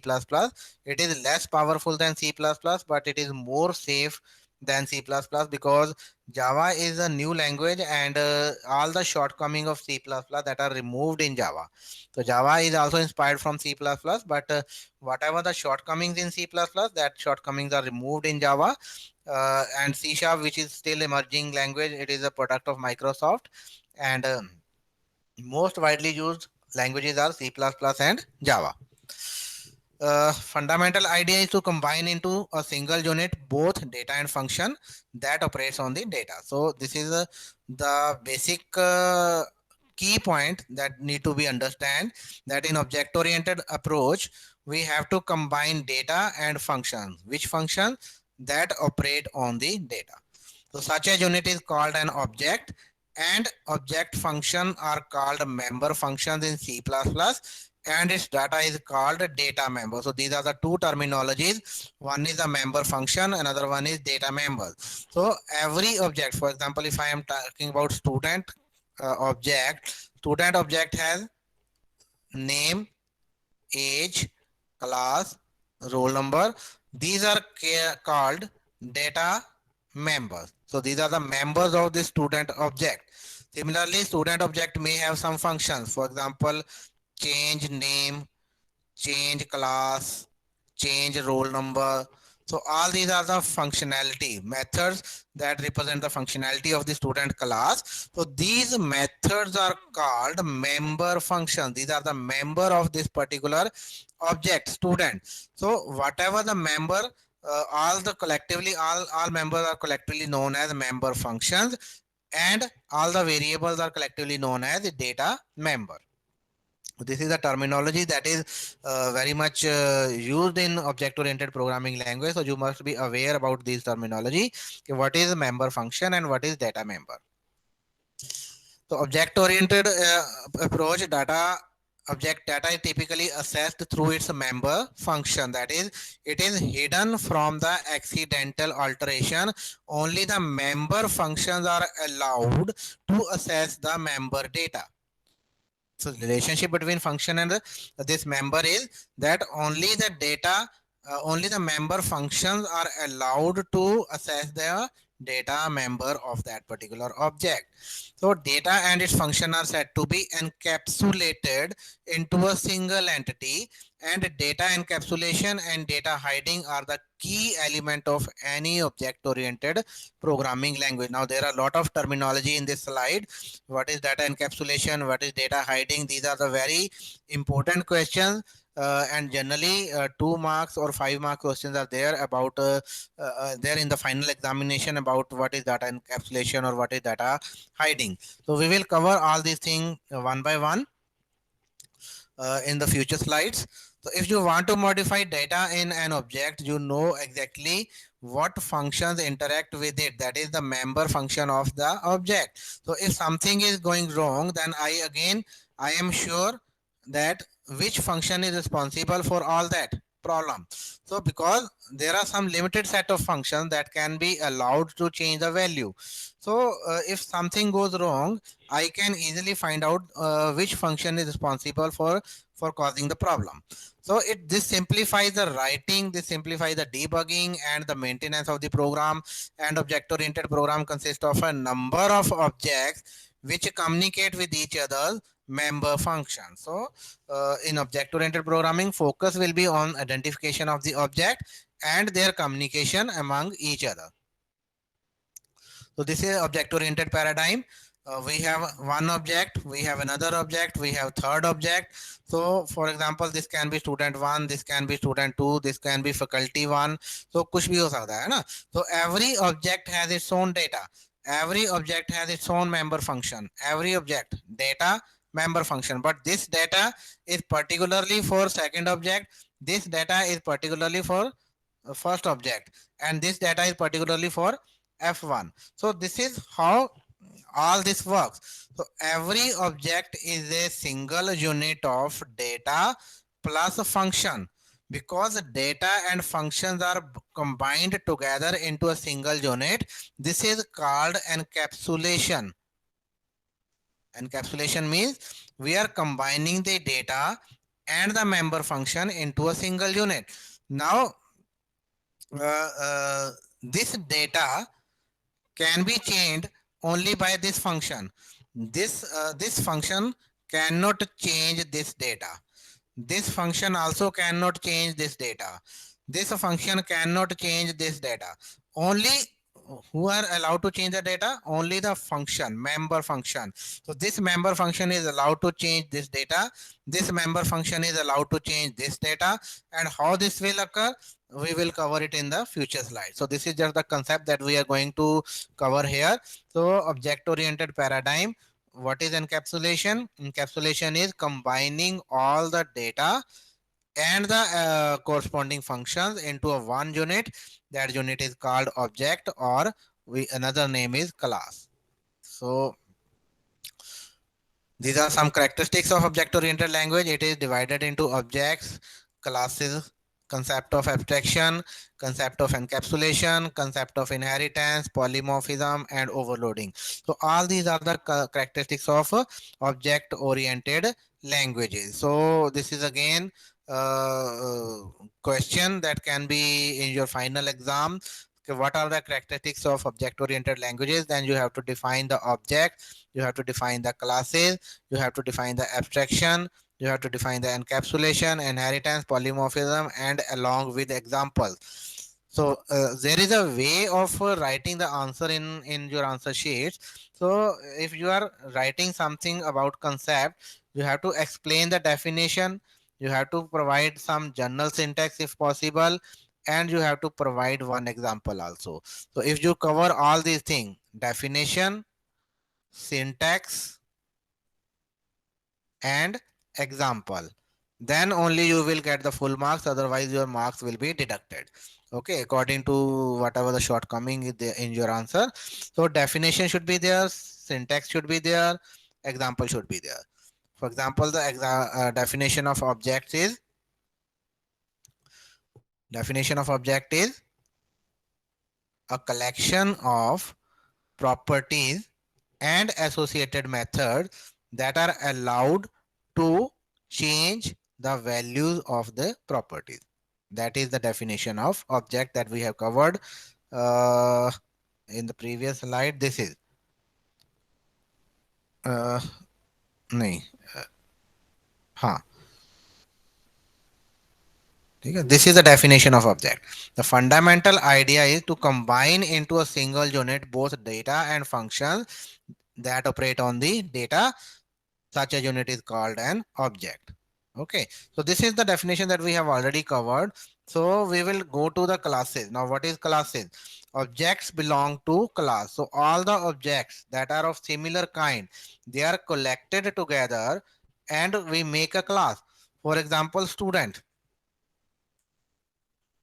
So we can have a number of student in a class. Student 1, student 2, student 3, student 4 up to n student can be in a class. So all the students, what is common? Why we why we call all them as a student? Because everyone has common property. Everyone has a name, everyone has a age, everyone has a class, everyone has a roll number. So because whether it is student 1, whether it is student 4, whether it is last student of the class, every student has these properties in common. So what we do, we combine all these objects and we call this as a class. We combine all these objects and we call it as a class. So object belong to a classes. So we have to define the class. So class and an object of that class has the same relationship as data type and a variable. Now what is the relationship between data type and variable? Every variable, for example, if I use the variable name x, I have to store some value. That value can be integer value, that value can be decimal value, that value can be character value, or it can be a string also. So according to the kind of value, I have to define the data type. So there are some data type in the computer system that we will cover in again next lecture. Okay, what is data type? Just for an idea, okay, we have to tell the computer system about the kind of data that we are going to store in a variable. So if I want to create a variable x and I know, because I am creating the program, I must know what kind of value this variable is going to store. Is it a numeric value? Is it a decimal value? Is it a character value, or is it a string value? Accordingly, I have to define the data type. So there are a number of data types that are defined in computer system. So you have to tell the system that, okay, this is a variable name and this is the data type of this particular variable name, from which computer can have an idea that what kind of value we are going to store in this particular variable. So if I write integer x, that means computer is now understanding this thing that x variable will going to have only integer value. It will not be their decimal value or character value or string value. They are not going to be stored in variable x. And after declaring that in x will be an integer variable, if you try to store these values into this variable, then you will get an error. Okay, so this is a relationship. This is now what? This is your data type and this is your variable. Now, what is the relationship between variable and data type? Data type tells the computer what kind of value this variable is going to store. So this is the same relationship which is between class and object. By class, we are defining the data type basically, and we are defining that this student object will contain what kind of values. So this object will contain what kind of value that is defined by the class, and what kind of behavior will be there. Behavior means now the behavior is implemented with the help of method. So every student has a set of method that is associated with that particular student, as I have shown in this slide. So this is also student, this is also student. So this student has a set of method that can change the value of this particular variable that belongs to student 1. Similarly, for student 2, again we have a set of values and same set of method that can change this value of a variable. So student 1, student 2. Similarly, you can have student 3, student 4, and so on also. So that means all object with the same characteristics, that means same data values, same data name, and function constitute one class. When we are defining a class, we tell the system that all the objects with the same characteristics, they come under a single class. So class serves only as a plan or a template or sketch of a So class serve only as a plan or a template or a sketch of number similar things. It merely specified what data and what function will be included in objects of that class. Okay, so let me simplify it little bit more. Map ਤਾਂ ਦੇਖਿਆ ਹੋਏਗਾ ਸਾਰਿਆਂ ਨੇ, ਜੋ ਆਪਾਂ ਘਰ ਬਣਾਉਂਦੇ ਆਪਾਂ ਇੱਕ ਮੈਪ ਲੈ ਕੇ ਆਉਂਦੇ ਹਾਂ ਨਾ, ਦੇਖਿਆ ਹੋਇਆ ਸਾਰਿਆਂ ਨੇ? ਹੈਲੋ, ਹਾਂਜੀ ਹਾਂਜੀ ਸਰ। ਐਵਰੀਬॉडी देयर ਕਿ ਸਾਰਿਆਂ ਨੂੰ ਨੀਂਦ ਆ ਗਈ ਆ? Yes, sir. ਨੀਂਦ ਤਾਂ ਨਹੀਂ ਆਈ ਨਾ? No, sir. ਸੋ ਆਪਾਂ ਮੈਪ, ਇੱਕ ਮੈਪ ਆਪਣੇ ਕੋਲ ਆ ਜਾਂਦਾ ਜਿਹਨੂੰ ਆਪਾਂ ਬਲੂਪ੍ਰਿੰਟ ਵੀ ਕਹਿੰਦੇ ਆ, ਤਾਂ ਉਸ ਮੈਪ ਨੂੰ ਲੈ ਕੇ ਆਪਾਂ ਕਿੰਨੇ ਘਰ ਬਣਾ ਸਕਦੇ ਹਾਂ? ਮੈਪ ਦਾ ਕੰਮ ਕੀ ਹੈ? ਪਰਪਸ ਕੀ ਹੁੰਦਾ ਮੈਪ ਦਾ? ਆਪਾਂ ਮੈਪ ਕਿਉਂ ਬਣਾਉਂਦੇ ਆ? प्लानिंग करते हैं, मतलब कि कंस्ट्रक्शन की स्पेसिस एरिया डिपेंडेंट सारा कुछ देखते हैं सर मैप। ਮੈਪ ਤੋਂ ਆਪਾਂ ਨੂੰ ਪਤਾ ਲੱਗ ਜਾਂਦਾ ਹੈ ਨਾ ਵੀ ਇੱਥੇ ਕੰਧ ਖੜੀ ਕਰਨੀ ਹੈ, ਇੱਥੇ ਆਪਾਂ ਵਿੰਡੋ ਰੱਖਣੀ ਹੈ, ਇੱਥੇ ਆਪਾਂ ਨੇ ਡੋਰ ਰੱਖਣਾ ਹੈ, ਇੱਥੇ ਇਸ ਜਗ੍ਹਾ ਤੇ ਡਰਾਇੰਗ ਰੂਮ ਬਣੇਗਾ, ਇੱਥੇ ਕਿਚਨ ਬਣੇਗੀ, ਉਹ ਸਾਰਾ ਕੁਝ ਮੈਪ ਡਿਸਾਈਡ ਕਰ ਲੈਂਦਾ ਆਪਣਾ, ਹੈ ਨਾ। ਇੱਕ ਵਾਰੀ ਮੈਪ ਬਣ ਗਿਆ, ਉਸ ਤੋਂ ਬਾਅਦ ਮੈਪ ਦੇ ਨੂੰ ਲੈ ਕੇ ਆਪਾਂ ਕਿੰਨੇ ਘਰ ਬਣਾ ਸਕਦੇ ਹਾਂ? सर वो मैप ਨੂੰ ਲੈ एरिया पे ਕੇ डिपेंड करेगा, कितना एरिया पोर्शन ਜਿੰਨੇ बनाना ਪਲਾਟ है ਹੈਗੇ ਆ, ਹੈਨਾ, ਇੱਕੋ ਤਰ੍ਹਾਂ ਦੇ ਕਿੰਨੇ ਘਰ ਬਣ ਸਕਦੇ ਆ? ਜਿੰਨੀ ਜ਼ਮੀਨ ਆ, ਜੇ ਮੇਰੇ ਕੋਲ ਸਾਰੀ ਧਰਤੀ ਹੋਵੇ ਤੇ ਸਾਰੀ ਧਰਤੀ ਤੇ ਮੈਂ ਇੱਕ ਮੈਪ ਲੈ ਕੇ ਘਰ ਬਣਾ ਸਕਦਾ, ਕੋਈ ਰਿਸਟ੍ਰਿਕਸ਼ਨ ਤਾਂ ਹੈ ਨਹੀਂ, ਹੈ ਨਾ। ਆਪਾਂ ਭਾਵੇਂ ਲੱਖਾਂ ਘਰ ਬਣਾ ਲਈਏ, ਭਾਵੇਂ ਕਰੋੜਾਂ ਹੀ ਘਰ ਬਣਾ ਲਈਏ, ਉਹ ਸਾਰੇ ਘਰਾਂ ਦਾ ਨਕਸ਼ਾ ਸੇਮ ਹੋਏਗਾ, ਸਾਰੇ ਘਰਾਂ ਦੇ ਵਿੱਚ ਸੇਮ ਥਾਂ ਤੇ ਵਿੰਡੋ ਲੱਗੇਗੀ, ਸੇਮ ਥਾਂ ਤੇ ਡੋਰ ਲੱਗੇਗਾ, ਸੇਮ ਥਾਂ ਤੇ ਕਿਚਨ ਹੋਏਗੀ, ਸੇਮ ਥਾਂ ਤੇ ਡਰਾਇੰਗ ਰੂਮ ਹੋਏਗਾ, ਹੈ ਨਾ। ਸੋ ਉਹ ਜਿਹੜਾ ਮੈਪ ਦਾ ਕੰਮ ਹੈ, ਉਸ ਕੰਮ ਕੰਪਿਊਟਰ ਦੇ ਵਿੱਚ ਉਹ ਕੰਮ ਕਰਦੀਆਂ ਨੇ ਕਲਾਸਿਸ, ਠੀਕ ਹੈ। ਉਹ ਜਿਹੜਾ ਘਰ ਆਪਾਂ ਬਣਾ ਲਿਆ, ਇੱਕ ਘਰ ਭਾਵੇਂ ਆਪਾਂ ਲੱਖਾਂ ਹੀ ਘਰ ਬਣਾ ਲਏ ਤਾਂ ਵੀ ਇੱਕ ਘਰ ਦੂਸਰੇ ਘਰ ਤੋਂ ਹਮੇਸ਼ਾ ਵੱਖ ਰਹੇਗਾ। ਉਹ ਘਰ ਜਿਹੜਾ ਹੈ ਉਹ ਆਪਣਾ ਆਬਜੈਕਟ ਹੈ। ਇੱਕ ਮੈਪ ਲੈ ਕੇ ਆਪਾਂ ਕਿੰਨੇ ਘਰ ਬਣਾ ਲਏ? We can create a number of houses from a single map, ਹੈ ਨਾ। ਉਹ ਜਿਹੜੇ ਜਿੰਨੇ ਵੀ ਆਪਾਂ ਘਰ ਬਣਾਏ ਨੇ, all those are the objects, ਉਹਨਾਂ ਸਾਰਿਆਂ ਦੀਆਂ ਸੇਮ ਹੀ ਪ੍ਰੋਪਰਟੀਜ਼ ਹੈ, ਉਹਨਾਂ ਸਾਰਿਆਂ ਦੀ ਦੇ ਵਿੱਚ same he number of rooms ਹੋਣਗੇ, ਉਹਨਾਂ ਸਾਰਿਆਂ ਦੇ ਵਿੱਚ ਜਿੱਥੇ ਦਰਵਾਜ਼ਾ ਪਹਿਲੇ 'ਚ ਲੱਗਿਆ ਉੱਥੇ ਦੂਜੇ 'ਚ ਲੱਗਿਆ, ਉੱਥੇ ਤੀਜੇ 'ਚ ਲੱਗਿਆ, ਜਿੱਥੇ ਵਿੰਡੋ ਪਹਿਲੇ 'ਚ ਲੱਗੀ ਉੱਥੇ ਵਿੰਡੋ ਦੂਜੇ 'ਚ ਲੱਗੀ, ਉੱਥੇ ਵਿੰਡੋ ਤੀਜੇ 'ਚ ਲੱਗੀ ਹੈ, ਐਂਡ ਸੋ ਔਨ, ਹੈ ਨਾ। ਉਹ ਸਾਰੇ ਘਰਾਂ ਦੀਆਂ ਜਿਹੜੀਆਂ ਪ੍ਰੋਪਰਟੀਜ਼ ਹੈ ਉਹ ਸੇਮ ਹੈ, ਸਾਰੇ ਘਰਾਂ ਉਹ ਜਿਹੜੇ ਹਾਊਸ ਕ੍ਰੀਏਟ ਕਰ ਲਏ ਆਪਾਂ ਨੇ, all those are the objects, they are basically object in our computer system. ये हुण एनालॉगी है basically, this is just an analogy, ठीक। कि जो अपने कोल मैप है वो अपनी क्लासेस है, जो अपने कोल हाउसेस है उन्होंने मैप नूं लैके बनाने वो अपने ऑब्जेक्ट है। हुण भावें सारे ऑब्जेक्ट सारे हाउसेस दा सेम ही नक्शा आ, पर फिर भी वो एक घर दूसरे घर तो वख हैगा कि नहीं हैगा? मनदे हो, है ना। भावें क्लास हैगी है MSc स्टैट, सारे स्टूडेंट्स दी ओदे विच सेम प्रॉपर्टी है, स्टूडेंट 1 स्टूडेंट 2 स्टूडेंट 3 स्टूडेंट 4, सारे स्टूडेंट दियां सेम प्रॉपर्टी है, हर एक पहले दा भी नाम है, दूजे दा भी नेम है, तीसरे दा भी है, चौथे दा भी है, पहले दा भी रोल नंबर है, दूसरे दा भी एक रोल नंबर है, तीसरे दा भी एक रोल नंबर है, चौथे दा भी एक रोल नंबर है, लास्ट बच्चे दा भी एक रोल नंबर हैगा कि नहीं हैगा, ठीक है। सो भावें आपां एक क्लास बना ली MSc स्टैटिस्टिक्स, बट उस क्लास ਦੇ ਵਿੱਚ ਆਪਾਂ ਆਬਜੈਕਟਸ ਵੀ ਬਣਾ ਲਏ, ਉਹਨਾਂ ਕਲਾਸਿਸ ਦੇ ਆਬਜੈਕਟ ਵੀ ਹੈਗੇ ਆ, ਔਰ ਉਹਨਾਂ ਆਬਜੈਕਟਸ ਦੀਆਂ ਸਾਰਿਆਂ ਦੀਆਂ ਸੇਮ ਪ੍ਰੋਪਰਟੀਜ਼ ਹੈ, ਪਰ ਫਿਰ ਵੀ ਹਰ ਸਟੂਡੈਂਟ ਦੂਸਰੇ ਸਟੂਡੈਂਟ ਤੋਂ ਵੱਖ ਹੈ। ਕਿਉਂ? ਕਿਵੇਂ? Because of the ਕਿਵੇਂ different ਵੱਖ name ਹੋਏਗਾ? and name be ਹਾਂ, different and sir. that is basically that is your value of property, ठीक है। डिफरेंस कितने पैना जाके? डिफरेंस कितने पैना? वैल्यू दे ऊपर। हर स्टूडेंट दूसरे स्टूडेंट तो वख है क्योंकि ओदी जिहड़ी प्रॉपर्टी दी जो वैल्यूज है वो फर्क है। हर एक स्टूडेंट का नाम तो है पर हर एक का आपो अपना नाम है, हर एक स्टूडेंट को रोल नंबर मिलिया होया है बट हर एक का आपो अपना रोल नंबर है, किसी का रोल नंबर किसी नाल मैच नहीं हुंदा पिया, ठीक। तो वो जिहड़ियां वैल्यूज है उन्हां करके आपां एक स्टूडेंट तो दूसरे स्टूडेंट नूं वख कर लैंदे आ, ठीक है।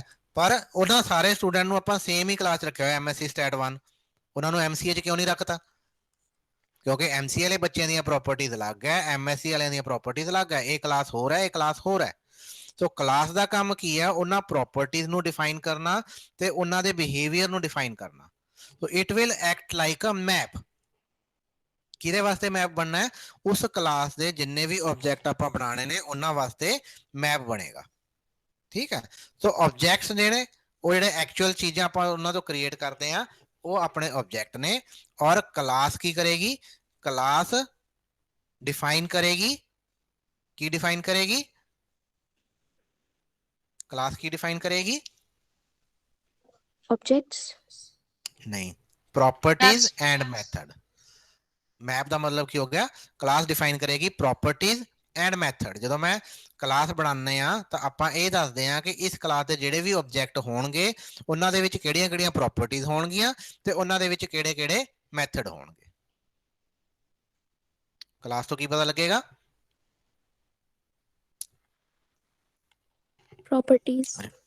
Properties and methods. मैथड। ये दो गल्लां भुल्लणियां नहीं है, बस जे दो गल्लां तुहाडे पल्ले पै गईयां तो तुहानूं बहुत सारी प्रोग्रामिंग समझ आ जानी है। क्लास ते ऑब्जेक्ट ओरिएंटेड प्रोग्रामिंग दी जदों भी गल होएगी दो ही गल्लां ध्यान रखणियां, प्रॉपर्टी ते मैथड। किहड़ियां प्रॉपर्टीज? जिहड़ियां उस ऑब्जेक्ट दियां ने। किहड़े मैथड? जिहड़े उन्हां प्रॉपर्टीज नूं चेंज करनगे। किहड़े मैथड? ਜਿਹੜੇ ਉਹਨਾਂ ਦੀਆਂ ਪ੍ਰੋਪਰਟੀ ਨੂੰ ਅਸੈਸ ਵੀ ਕਰ ਸਕਦੇ ਆ, ਉਹਨਾਂ ਨੂੰ ਚੇਂਜ ਵੀ ਕਰ ਸਕਦੇ ਆ ਤੇ ਉਹਨਾਂ ਨੂੰ ਡਿਲੀਟ ਵੀ ਕਰ ਸਕਦੇ ਆ। ਠੀਕ ਹੈ, ਸਿਰਫ ਉਹ ਮੈਥਡ। ਸੋ ਜਦੋਂ ਆਪਾਂ ਉਹ ਮੈਥਡ ਕਿਵੇਂ ਪਤਾ ਲੱਗਣਗੇ? ਉਹ ਪਤਾ ਕਰਨ ਵਾਸਤੇ ਆਪਾਂ ਨੂੰ ਕੁਛ ਨਾ ਕੁਛ ਤਾਂ ਬਣਾਉਣਾ ਹੀ ਪਏਗਾ। ਜਦੋਂ ਆਪਾਂ ਕੋਲ ਜ਼ਮੀਨ ਖਰੀਦ ਲਈ ਆਪਾਂ ਨੇ, ਉਹਦੇ ਤੇ ਘਰ ਬਣਾਉਣਾ ਹੈ ਤਾਂ ਸਭ ਤੋਂ ਪਹਿਲਾਂ ਆਪਾਂ ਸਿੱਧਾ ਘਰ ਬਣਾਉਣਾ ਨਹੀਂ ਸ਼ੁਰੂ ਕਰ ਦਿੰਦੇ, ਆਪਾਂ ਪਹਿਲਾਂ ਨਕਸ਼ਾ ਤਿਆਰ ਕਰਦੇ ਹਾਂ, ਫਿਰ ਆਪਾਂ ਘਰ ਬਣਾਉਣਾ ਸ਼ੁਰੂ ਕਰਦੇ ਹਾਂ। ਜਦੋਂ ਆਪਾਂ ਨਕਸ਼ੇ ਤੋਂ ਸੈਟੀਸਫਾਈ ਹੋ ਜਾਂਦੇ ਵੀ ਹਾਂ ਇੱਥੇ ਕਮਰਾ ਲੱਗਣਾ ਚਾਹੀਦਾ ਸੀ, ਇੱਥੇ ਵਿੰਡੋ ਹੋਣੀ ਚਾਹੀਦੀ ਸੀ, ਸਭ ਕੁਝ ਆਪਣੀ ਪਸੰਦ ਅਨੁਸਾਰ ਹੋ ਗਿਆ, ਫਿਰ ਆਪਾਂ ਘਰ ਬਣਾਉਣਾ ਸ਼ੁਰੂ ਕਰਦੇ ਹਾਂ। ਸੇਮ ਹੀ ਕੰਮ ਪ੍ਰੋਗਰਾਮਿੰਗ ਦੇ ਵਿੱਚ ਹੈ। ਜਦੋਂ ਆਪਾਂ ਕੋਈ ਆਬਜੈਕਟ ਓਰੀਐਂਟਡ ਪ੍ਰੋਗਰਾਮਿੰਗ ਕਰਨੀ ਹੈ, ਆਪਾਂ ਆਬਜੈਕਟ ਨੂੰ ਆਇਡੈਂਟੀਫਾਈ ਕਰ ਲਿਆ। ਆਬਜੈਕਟ ਨੂੰ ਆਇਡੈਂਟੀਫਾਈ ਕਰਨ ਤੋਂ ਬਾਅਦ ਪਹਿਲਾਂ ਆਪਾਂ ਉਸਦਾ ਨਕਸ਼ਾ ਬਣਾਵਾਂਗੇ। ਨਕਸ਼ਾ ਬਣਾਉਣ ਦਾ ਮਤਲਬ ਕੀ ਹੈ ਕਿ ਆਪਾਂ ਉਹਦੀ ਕਲਾਸ ਨੂੰ ਡਿਫਾਈਨ ਕਰਾਂਗੇ। ਆਪਾਂ ਦੱਸਾਂਗੇ ਕਿ ਉਹਦੇ ਵਿੱਚ ਕਿਹੜੀਆਂ-ਕਿਹੜੀਆਂ ਪ੍ਰੋਪਰਟੀਜ਼ ਆਇਡੈਂਟੀਫਾਈ ਕੀਤੀਆਂ ਤੇ ਕਿਹੜੇ-ਕਿਹੜੇ ਆਪਾਂ ਦੇ ਕੋਲ ਮੈਥਡ ਹੋਣੇ ਚਾਹੀਦੇ ਆ। ਠੀਕ, ਸੋ ਉਹ ਜਦੋਂ ਸਾਰਾ ਕੁਝ ਸੈਟੀਸਫਾਈ ਹੋ ਗਿਆ ਕਿ ਹਾਂ ਨਕਸ਼ਾ ਠੀਕ ਬਣ ਗਿਆ, ਫਿਰ ਆਪਾਂ ਐਕਚੁਅਲ ਦੇ ਵਿੱਚ ਆਬਜੈਕਟ ਕ੍ਰੀਏਟ ਕਰਦੇ ਹਾਂ। ਠੀਕ ਹੈ, ਸੋ ਆਬਜੈਕਟ ਓਰੀਐਂਟਡ ਪ੍ਰੋਗਰਾਮਿੰਗ ਦੇ ਵਿੱਚ ਵੀ ਆਪਾਂ ਨੂੰ ਇੱਕ ਨਕਸ਼ਾ ਬਣਾਉਣਾ ਪਏਗਾ ਤੇ ਫਿਰ ਉਸ ਨਕਸ਼ੇ ਨੂੰ ਲੈ ਕੇ, ਸੋ ਇੱਥੇ ਇਹੀ ਗੱਲ ਮੈਂ ਲਿਖੀ ਹੈ ਕਿ class serves only as a plan or template or a sketch of a number of similar things। similar things ਕਿਹੜੀਆਂ ਨੇ? ਜਿਵੇਂ ਕਿ ਸਾਰੇ ਸਟੂਡੈਂਟ, ਉਹ ਸਾਰੇ ਸਟੂਡੈਂਟ ਸਿਮਿਲਰ ਹੈ। ਠੀਕ ਹੈ, ਸਾਰੀਆਂ ਕਾਰਾਂ, ਹਰ ਕਾਰ, ਜਦ ਮੈਂ ਕਾਰ ਕਲਾਸ ਬਣਾਵਾਂਗਾ ਤਾਂ ਕਾਰ ਦੇ ਵਿੱਚ ਮੈਂ ਦੱਸਾਂਗਾ ਕਿ ਹਰ ਕਾਰ ਦਾ ਇੱਕ ਰਜਿਸਟ੍ਰੇਸ਼ਨ ਨੰਬਰ ਹੋਏਗਾ, ਇੱਕ ਉਹਦਾ ਇੰਜਨ ਨੰਬਰ ਹੋਏਗਾ, ਇੱਕ ਉਹਦੇ ਵਿੱਚ ਸੀਟ ਨੰਬਰ ਆਫ ਸੀਟਸ ਹੋਣਗੀਆਂ, ਸੀਟਿੰਗ ਕੈਪੈਸਿਟੀ ਹੋਏਗੀ, ਉਹਦਾ ਕਲਰ ਹੋਏਗਾ। ਸੋ ਇਹ ਸਾਰੀਆਂ ਚੀਜ਼ਾਂ ਜਿਹੜੀਆਂ ਨੇ ਹਰ ਕਾਰ 'ਚ ਹੋਣਗੀਆਂ, ਪਰ ਫਿਰ ਵੀ ਇੱਕ ਕਾਰ ਦੂਸਰੀ ਕਾਰ ਵਾਲੋਂ ਵੱਖਰਾ। ਕਿਉਂ? ਕਿਉਂਕਿ ਉਹਨਾਂ ਦਾ ਨੰਬਰ, ਰਜਿਸਟ੍ਰੇਸ਼ਨ ਨੰਬਰ ਅਲੱਗ-ਅਲੱਗ ਹੈ, ਹਰ ਇੱਕ ਦਾ ਚੈਸੀ ਨੰਬਰ ਅਲੱਗ-ਅਲੱਗ ਹੈ, ਹਰ ਇੱਕ ਦਾ ਕਲਰ ਅਲੱਗ-ਅਲੱਗ ਹੈ। ਸੋ ਇੱਕ ਕਾਰ ਜਿਹੜੀ ਹੈ ਦੂਸਰੀ ਕਾਰ ਨਾਲੋਂ ਹਮੇਸ਼ਾ ਅਲੱਗ ਰਹੇਗੀ। ਠੀਕ, ਸੋ ਉਹ ਕਾਰਾਂ ਕੰਪਿਊਟਰ ਦੇ ਵਿੱਚ ਐਜ਼ ਏ ਸੌਫਟਵੇਅਰ ਬਣਾਉਣ ਵਾਸਤੇ ਮੈਨੂੰ ਉਹਨਾਂ ਦਾ ਇੱਕ ਨਕਸ਼ਾ ਚਾਹੀਦਾ। ਜਦ ਤੱਕ ਉਹ ਨਕਸ਼ਾ ਨਹੀਂ ਬਣੇਗਾ ਤਦ ਤੱਕ ਉਹ ਕਾਰਾਂ ਦੇ ਆਬਜੈਕਟ ਨਹੀਂ ਬਣ ਸਕਦੇ। ਠੀਕ, ਸੋ ਨਕਸ਼ਾ ਬਣਾਉਣ ਦਾ ਕੰਮ ਹੈਗਾ ਆਪਣਾ classes the. So ਬਾय creating the classes we are creating basically a plan or a template or a sketch of number of similar things। it specifies what data and what functions will be included in an object of that class। ਕਿ ਜਦੋਂ ਉਸ class ਦੇ ਆਪਾਂ object ਬਣਾਵਾਂਗੇ ਤਾਂ ਉਹਨਾਂ 'ਚ ਕਿਹੜਾ ਡਾਟਾ ਹੋਏਗਾ ਤੇ ਕਿਹੜੇ ਮੈਥਡ ਹੋਣਗੇ, ਇਹ ਕੌਣ ਡਿਫਾਈਨ ਕਰੇਗਾ? ਇਹ ਕਲਾਸ ਡਿਫਾਈਨ ਕਰੇਗੀ। ਹੁਣ ਕਲੀਅਰ ਹੈ classes the concept? Yes, sir. Objects and classes. ਮੇਰੇ ਖਿਆਲ 'ਚ ਅੱਜ ਦੇ ਦਿਨ ਲਈ ਬਹੁਤ ਓਵਰਡੋਜ਼ ਹੋ ਗਈ ਆ, ਇਸ ਤੋਂ ਅੱਗੇ ਨਹੀਂ ਮੈਂ ਪੜਾਉਣਾ। ਕਿਸੇ ਨੂੰ ਕੋਈ ਡਾਊਟ ਹੈ ਹੁਣ ਤੱਕ ਦੇ ਲੈਕਚਰ ਦੇ ਵਿੱਚ ਤਾਂ ਮੈਨੂੰ ਦੁਬਾਰਾ ਪੁੱਛ ਲਓ, ਕੋਈ ਕੰਸੈਪਟ ਨਾ ਪਤਾ ਲੱਗਿਆ ਹੋਵੇ। ਸੋ ਅੱਜ ਤੱਕ ਮੈਂ ਐਕਸਪੈਕਟ ਕਰ ਰਿਹਾ ਕਿ ਹੁਣ ਤੱਕ ਜੋ ਆਪਾਂ ਕਰ ਲਿਆ ਤਾਂ ਇਸ ਸਾਰੇ ਜੋ ਆਪਾਂ ਬੋਰਿੰਗ ਲੈਕਚਰ ਦਿੱਤਾ ਤੁਹਾਨੂੰ, ਉਹਦੇ ਵਿੱਚੋਂ ਤੁਹਾਨੂੰ ਆਬਜੈਕਟਸ ਔਰ ਕਲਾਸਿਸ ਦਾ ਸਮਝ ਲੱਗ ਜਾਣੀ ਚਾਹੀਦੀ ਹੈ ਕਿ ਆਬਜੈਕਟ ਕੀ ਹੁੰਦਾ ਔਰ ਕਲਾਸ ਕੀ ਹੁੰਦੀ ਹੈ। ਕਿਉਂਕਿ ਜੇ ਇਹ ਚੀਜ਼ਾਂ ਤੁਹਾਨੂੰ ਸਮਝ ਲੱਗਣਗੀਆਂ ਤਾਂ ਹੀ ਅਗਲਾ ਇਸ ਤੋਂ ਅੱਗੇ ਵਾਲਾ ਸਮਝ ਲੱਗੇਗਾ। ਸੋ ਪਹਿਲਾਂ ਆਪਾਂ ਇਸੇ ਚੀਜ਼ ਨੂੰ ਕਲੀਅਰ ਕਰੀਏ ਕਿ ਆਬਜੈਕਟ ਕੀ ਹੈ ਔਰ ਕਲਾਸ ਕੀ ਹੈ। ਕੋਈ ਡਾਊਟ ਕਿਸੇ ਨੂੰ? ਆਬਜੈਕਟ ਪਛਾਣਨਾ ਕਿਵੇਂ ਹੈ?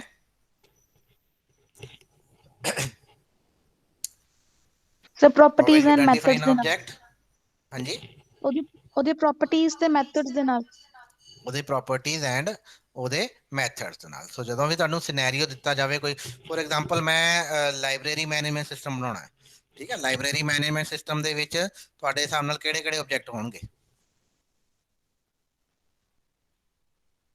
ਸਰ ਬੁక్స్ ਵਾਸਤੇ ਸਰ ਰੈਂਕਸ, ਠੀਕ ਹੈ, ਕੰਪਿਊਟਰ ਤੇ ਠੀਕ ਹੈ। ਸਰ ਹੋਰ ਸੋ ਵਾਚਮੈਨ, ਜਿਹੜਾ ਵੀ ਹੋਰ ਬੁੱਕ ਰਿਕੁਆਇਰਮੈਂਟਸ ਹੋਣਗੇ ਲਾਇਬ੍ਰੇਰੀ ਵਾਸਤੇ। ਬੁੱਕ ਹੋਏਗੀ, ਸਟੂਡੈਂਟਸ ਹੋਣਗੇ, ਹੈ ਨਾ? टेबल चेयर ਹਾਂਜੀ, सर, टेबल चेयर कह सकते हो। Table chair. ਬਟ ਉਹ ਆਬਜੈਕਟ ਜਿਹੜੇ ਤੁਸੀਂ ਕਹਿ ਰਹੇ ਹੋ ਟੇਬਲ ਔਰ ਚੇਅਰ, ਜਦੋਂ ਮੈਂ ਲਾਇਬ੍ਰੇਰੀ ਮੈਨੇਜਮੈਂਟ ਸਿਸਟਮ ਬਣਾਉਣਾ ਹੈ, ਲਾਇਬ੍ਰੇਰੀ ਮੈਨੇਜਮੈਂਟ ਸਿਸਟਮ ਦਾ ਮਤਲਬ ਕੀ ਹੈ ਕਿ ਮੈਂ ਇਹ ਟਰੈਕ ਰੱਖਣਾ ਹੈ ਕਿ ਕਿਹੜੇ ਸਟੂਡੈਂਟ ਨੇ ਕਿਹੜੀ ਬੁੱਕ ਇਸ਼ੂ ਕਰਾਈ ਸੀ, ਕਿਸ ਦਿਨ ਇਸ਼ੂ ਕਰਾਈ ਸੀ, ਕਿਸ ਦਿਨ ਉਹਨੇ ਵਾਪਸ ਕੀਤੀ, ਕਿੰਨਾ ਉਹਦਾ ਫਾਈਨ ਪੈ ਗਿਆ। ਮੈਂ ਇਹ ਚੀਜ਼ ਨੂੰ ਟਰੈਕ ਕਰਨਾ ਹੈ, ਠੀਕ ਹੈ। ਸੋ ਉਹ ਜਿਹੜੀ ਮੇਰੀ ਲਾਇਬ੍ਰੇਰੀ ਸਿਸਟਮ ਬਣੇਗਾ ਤਾਂ ਉਹਦੇ ਵਿੱਚ ਮੈਨੂੰ ਬੁੱਕ, ਇੱਕ ਮੇਰਾ ਆਬਜੈਕਟ ਮੈਨੂੰ ਬੁੱਕ ਦਿਖ ਰਿਹਾ, ਇੱਕ ਮੇਰਾ ਆਬਜੈਕਟ ਮੈਨੂੰ ਸਟੂਡੈਂਟ ਦਿਖ ਰਿਹਾ। ਤੁਸੀਂ ਕਹਿ ਰਹੇ ਹੋ ਟੇਬਲ ਚੇਅਰ ਵੀ ਆਬਜੈਕਟ ਹੈਗੇ ਨੇ ਜਿਹੜੇ ਕਿ ਲਾਇਬ੍ਰੇਰੀ 'ਚ ਪਏ ਹੁੰਦੇ ਨੇ, ਇੱਕ ਵਾਚਮੈਨ ਵੀ ਉੱਥੇ ਖੜਾ ਹੁੰਦਾ ਹੈ ਨਾ, ਇੱਕ ਵਾਚਮੈਨ ਵੀ ਖੜਾ ਹੁੰਦਾ, ਇੱਕ ਲਾਇਬ੍ਰੇਰੀਅਨ ਵੀ ਹੁੰਦਾ ਉਹਦੇ ਵਿੱਚ, ਠੀਕ ਹੈ, ਇੱਕ ਉਹਦੇ 'ਚ ਰੈਕਸ ਵੀ ਹੁੰਦੇ ਨੇ, ਇੱਕ ਉਹਦੇ 'ਚ ਕੈਟਾਲੌਗ ਵੀ ਹੁੰਦਾ, ਠੀਕ ਹੈ। ਤਾਂ ਇਹ ਜਿਹੜੇ ਬਾਕੀ ਦੇ ਆਬਜੈਕਟ ਹੈ, ਕੀ ਇਹ ਮੈਨੂੰ ਮੇਰੇ ਇਸ ਪ੍ਰੋਗਰਾਮ ਵਾਸਤੇ ਹੈਲਪ ਕਰਨਗੇ?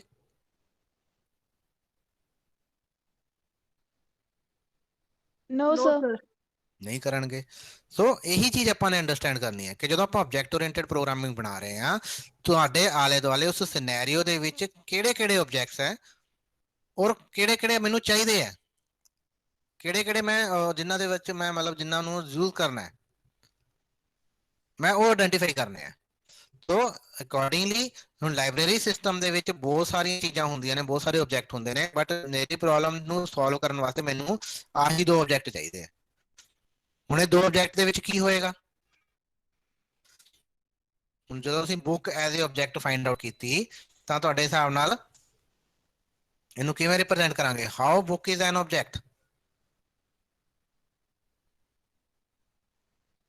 ਬਿਕੋਜ਼ ਬੁੱਕ ਸਰ ਉਹਦੀ has some ਪ੍ਰੋਪਰਟੀਜ਼, ਉਹਦਾ property, ਨੇਮ, book ਉਹਦਾ has some name properties। Subject. ਇਹ ਬੁੱਕ ਦਾ ਇੱਕ ਨੇਮ ਹੋਏਗਾ, ਬੁੱਕ ਦਾ ਇੱਕ ਆਥਰ ਹੋਏਗਾ, ਬੁੱਕ ਦਾ ਇੱਕ ਪਬਲਿਸ਼ਰ ਹੋਏਗਾ, ਬੁੱਕ ਦਾ ਇੱਕ ਪ੍ਰਾਈਸ ਹੋਏਗਾ, ਠੀਕ ਹੈ, ਹੋਰ ਵੀ ਹੋਣਗੀਆਂ ਕੁਝ ਪ੍ਰੋਪਰਟੀਜ਼, ਹੈ ਨਾ? ਸੋ ਆਪਾਂ ਨੂੰ ਕਿਹੜੀ ਕਿਹੜੀ ਪ੍ਰੋਪਰਟੀ ਚਾਹੀਦੀ ਹੈ? ਬੁੱਕ ਦੇ ਨੰਬਰ ਆਫ ਪੇजेस ਹੋਣਗੇ,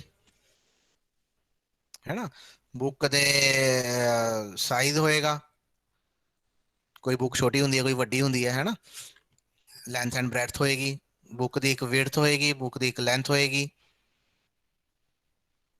ਹੋਰ ਵੀ ਕੁਝ ਹੋਏਗਾ। ਬੁੱਕ ਹਾਰਡ ਬਾइंड ਹੈ ਕਿ ਸੌਫਟ ਬਾइंड ਹੈ, ਇਹ ਵੀ ਹੋਏਗਾ, ਹੈ ਨਾ। ਬੁੱਕ ਕਿਹੜੇ ਰੈਕ ਤੇ ਪਈ ਹੈ, ਇਹ ਵੀ ਹੋਏਗਾ, ਹੋਏਗਾ ਕਿ ਨਹੀਂ ਹੋਏਗਾ? ਆਲ these are the properties of a book, agree or not? Yes sir. Agree ਕਰਦੇ ਹੋ ਨਾ? ਇਹ ਸਾਰੀਆਂ ਕੀ ਨੇ? ਬੁੱਕਸ ਦੀਆਂ ਪ੍ਰੋਪਰਟੀਜ਼ ਹੈ। ਹੁਣ ਮੈਂ ਕੀ ਸਿਨੈਰੀਓ ਦੱਸਿਆ ਸੀ? ਮੈਂ ਇਹ ਦੱਸਿਆ ਸੀਗਾ ਕਿ ਮੈਂ ਇਹ ਟਰੈਕ ਕਰਨਾ ਹੈ ਕਿ ਕਿਹੜੇ ਸਟੂਡੈਂਟ ਨੇ ਕਿਹੜੀ ਬੁੱਕ ਇਸ਼ੂ ਕਰਾਈ, ਕਦੋਂ ਰਿਟਰਨ ਕੀਤੀ ਤੇ ਕਿੰਨਾ ਉਹਦਾ ਫਾਈਨ ਪੈ ਗਿਆ, ਜੇ ਕੋਈ ਹੈਗਾ ਤਾਂ, ਠੀਕ ਹੈ। ਹੁਣ ਇਸ ਚੀਜ਼ ਨੂੰ ਰਿਪਰੈਜ਼ੈਂਟ ਕਰਨ ਲਈ ਇਹਨਾਂ ਚੋਂ ਕਿਹੜੀ ਕਿਹੜੀ ਪ੍ਰੋਪਰਟੀ ਕੰਮ ਕਰੂਗੀ? सर, ਕੀ ਮੈਨੂੰ नेम, ਬੁੱਕ ਦਾ ਨੇਮ ਚਾਹੀਦਾ ਹੈ? Publisher, author name, publisher, publisher ਚਾਹੀਦਾ ਹੈ, ਪ੍ਰਾਈਸ प्राइस। ਚਾਹੀਦਾ ਬੁੱਕ ਦਾ। No sir. ਮੈਨੂੰ ਇਹ सर, ਪਤਾ ਹੋਣਾ फाइन पे ਚਾਹੀਦਾ है कि डिपेंड करता है ना। सर, फाइन पे हाँ जी। डिपेंड करता है ना, अगर बुक लॉस्ट होगी तो वो प्राइस के अकॉर्डिंग उसको वापस देने पड़ेंगे पैसे, तो प्राइस ਨਹੀਂ मैटर ਨਹੀਂ, ਜਦੋਂ करेगा। ਤੁਹਾਨੂੰ ਲਾਇਬ੍ਰੇਰੀ ਚੋਂ ਬੁੱਕ ਇਸ਼ੂ ਹੁੰਦੀ ਹੈ ਤਾਂ ਤੁਹਾਨੂੰ ਉਹਦਾ ਕੀਮਤ ਦੱਸੀ ਜਾਂਦੀ ਵੀ ਇਹ ਬੁੱਕ ਇੰਨੇ ਰੁਪਏ ਦੀ, ਇਸ ਕਰਕੇ ਤੁਹਾਨੂੰ ਇਸ਼ੂ ਹੋਣੀ ਹੈ ਕਿ ਨਹੀਂ ਹੋਣੀ? नो नहीं सर। सर, बट सर वो भी एक केस होता है ना, अगर बच्चे ने बुक लॉस्ट कर दी तो फिर उसको उसने पैसे रिटर्न करने पड़ते हैं ना बुक के। ਹਾਂ ਡੈਫੀਨੇਟਲੀ, ਦੈਟ ਮੀਨਸ ਕਿ ਫਿਰ ਆਪਾਂ ਨੂੰ ਉਹਦੀ ਪ੍ਰਾਈਸ ਵੀ ਚਾਹੀਦੀ ਹੈ। ਜੇ ਆਪਾਂ ਉਸ ਚੀਜ਼ ਨੂੰ ਫਾਈਂਡ ਆਊਟ ਕਰਨਾ, ਜਦੋਂ ਆਪਾਂ ਫਾਈਨ ਕੈਲਕੂਲੇਟ ਕਰਨਾ ਹੈ ਤਾਂ ਆਪਾਂ ਨੂੰ ਉਸ ਬੁੱਕ ਦੀ ਪ੍ਰਾਈਸ ਪਤਾ ਹੋਣੀ ਚਾਹੀਦੀ ਹੈ ਨਾ। ਸੋ ਆਪਾਂ ਇਸ ਨੂੰ ਵੀ ਰੱਖ ਲਾਂਗੇ। Number of pages, no sir. ਹੈ ਨਾ, ਇਹ ਆਪਾਂ ਨੂੰ ਕਿਸੇ ਪਾਸੇ ਹੈਲਪ ਕਰੇਗਾ? ਨਹੀਂ ਕਰੇਗਾ। Size, no sir. नहीं करेगा। विड्थ, लेंथ, हार्ड बाइंड है कि सॉफ्ट बाइंड है? No sir. No sir. नहीं करेगा। ਕਿਹੜੇ ਰੈਕ 'ਚ ਪਈ ਹੈ? ਯੈਸ ਸਰ, ਇਹ ਚਾਹੀਦਾ। ਇਹ ਕਿਵੇਂ ਹੈਲਪ ਕਰੇਗਾ ਆਪਾਂ ਨੂੰ? सर लोकेट करने में बुक कहाँ पे पड़ी है? बुक लोकेट करने में फिर लाइब्रेरियन ਤੁਸੀਂ ਦੇਖੋ ਨਾ, ਮੈਂ ਟਰੈਕ ਕੀ ਕਰਨਾ ਹੈ, ਮੈਂ ਤਾਂ ਇਹੀ ਟਰੈਕ ਕਰਨਾ ਵੀ ਸਟੂਡੈਂਟ ਕਿਹੜੀ ਬੁੱਕ ਲੈ ਗਿਆ, ਕਦੋਂ ਵਾਪਸ ਕੀਤੀ ਤੇ ਉਹਨੂੰ ਕਿੰਨਾ ਫਾਈਨ ਪਿਆ। ਉਹ Sir, ਸਾਰੀ no. ਕਹਾਣੀ ਦੇ ਵਿੱਚ ਰੈਕ ਦਾ ਕੀ ਰੋਲ ਹੈ? रैक नहीं यूज होएगा। No sir. ਹਾਂਜੀ, ਮੇਰੇ ਹਿਸਾਬ ਨਾਲ ਤਾਂ ਕੋਈ ਰੋਲ ਨਹੀਂ ਹੈ। ਠੀਕ ਹੈ। ਸੋ ਦੇਖੋ ਹੁਣ ਕਿਸੇ ਵੀ ਆਬਜੈਕਟ ਦੀਆਂ ਕਿੰਨੀਆਂ ਸਾਰੀਆਂ ਪ੍ਰੋਪਰਟੀਆਂ ਹੁੰਦੀਆਂ ਨੇ। It is your duty to identify the appropriate ਪ੍ਰੋਪਰਟੀਆਂ ਜਿਹੜੀਆਂ ਆਪਾਂ ਨੂੰ ਚਾਹੀਦੀਆਂ ਨੇ ਤੇ ਆਪਾਂ ਉਹਨਾਂ ਨੂੰ ਯੂਜ਼ ਕਰਨਾ ਹੈ। ਬਾਕੀ ਦੀਆਂ ਪ੍ਰੋਪਰਟੀਆਂ ਆਪਾਂ ਸੀਨ ਦੇ ਵਿੱਚ ਲੈ ਕੇ ਹੀ ਨਹੀਂ ਆਉਣੀਆਂ। ਸਮਝ ਲੱਗੀ ਗੱਲ? ਸਮਝ ਲੱਗ ਰਹੀ ਹੈ?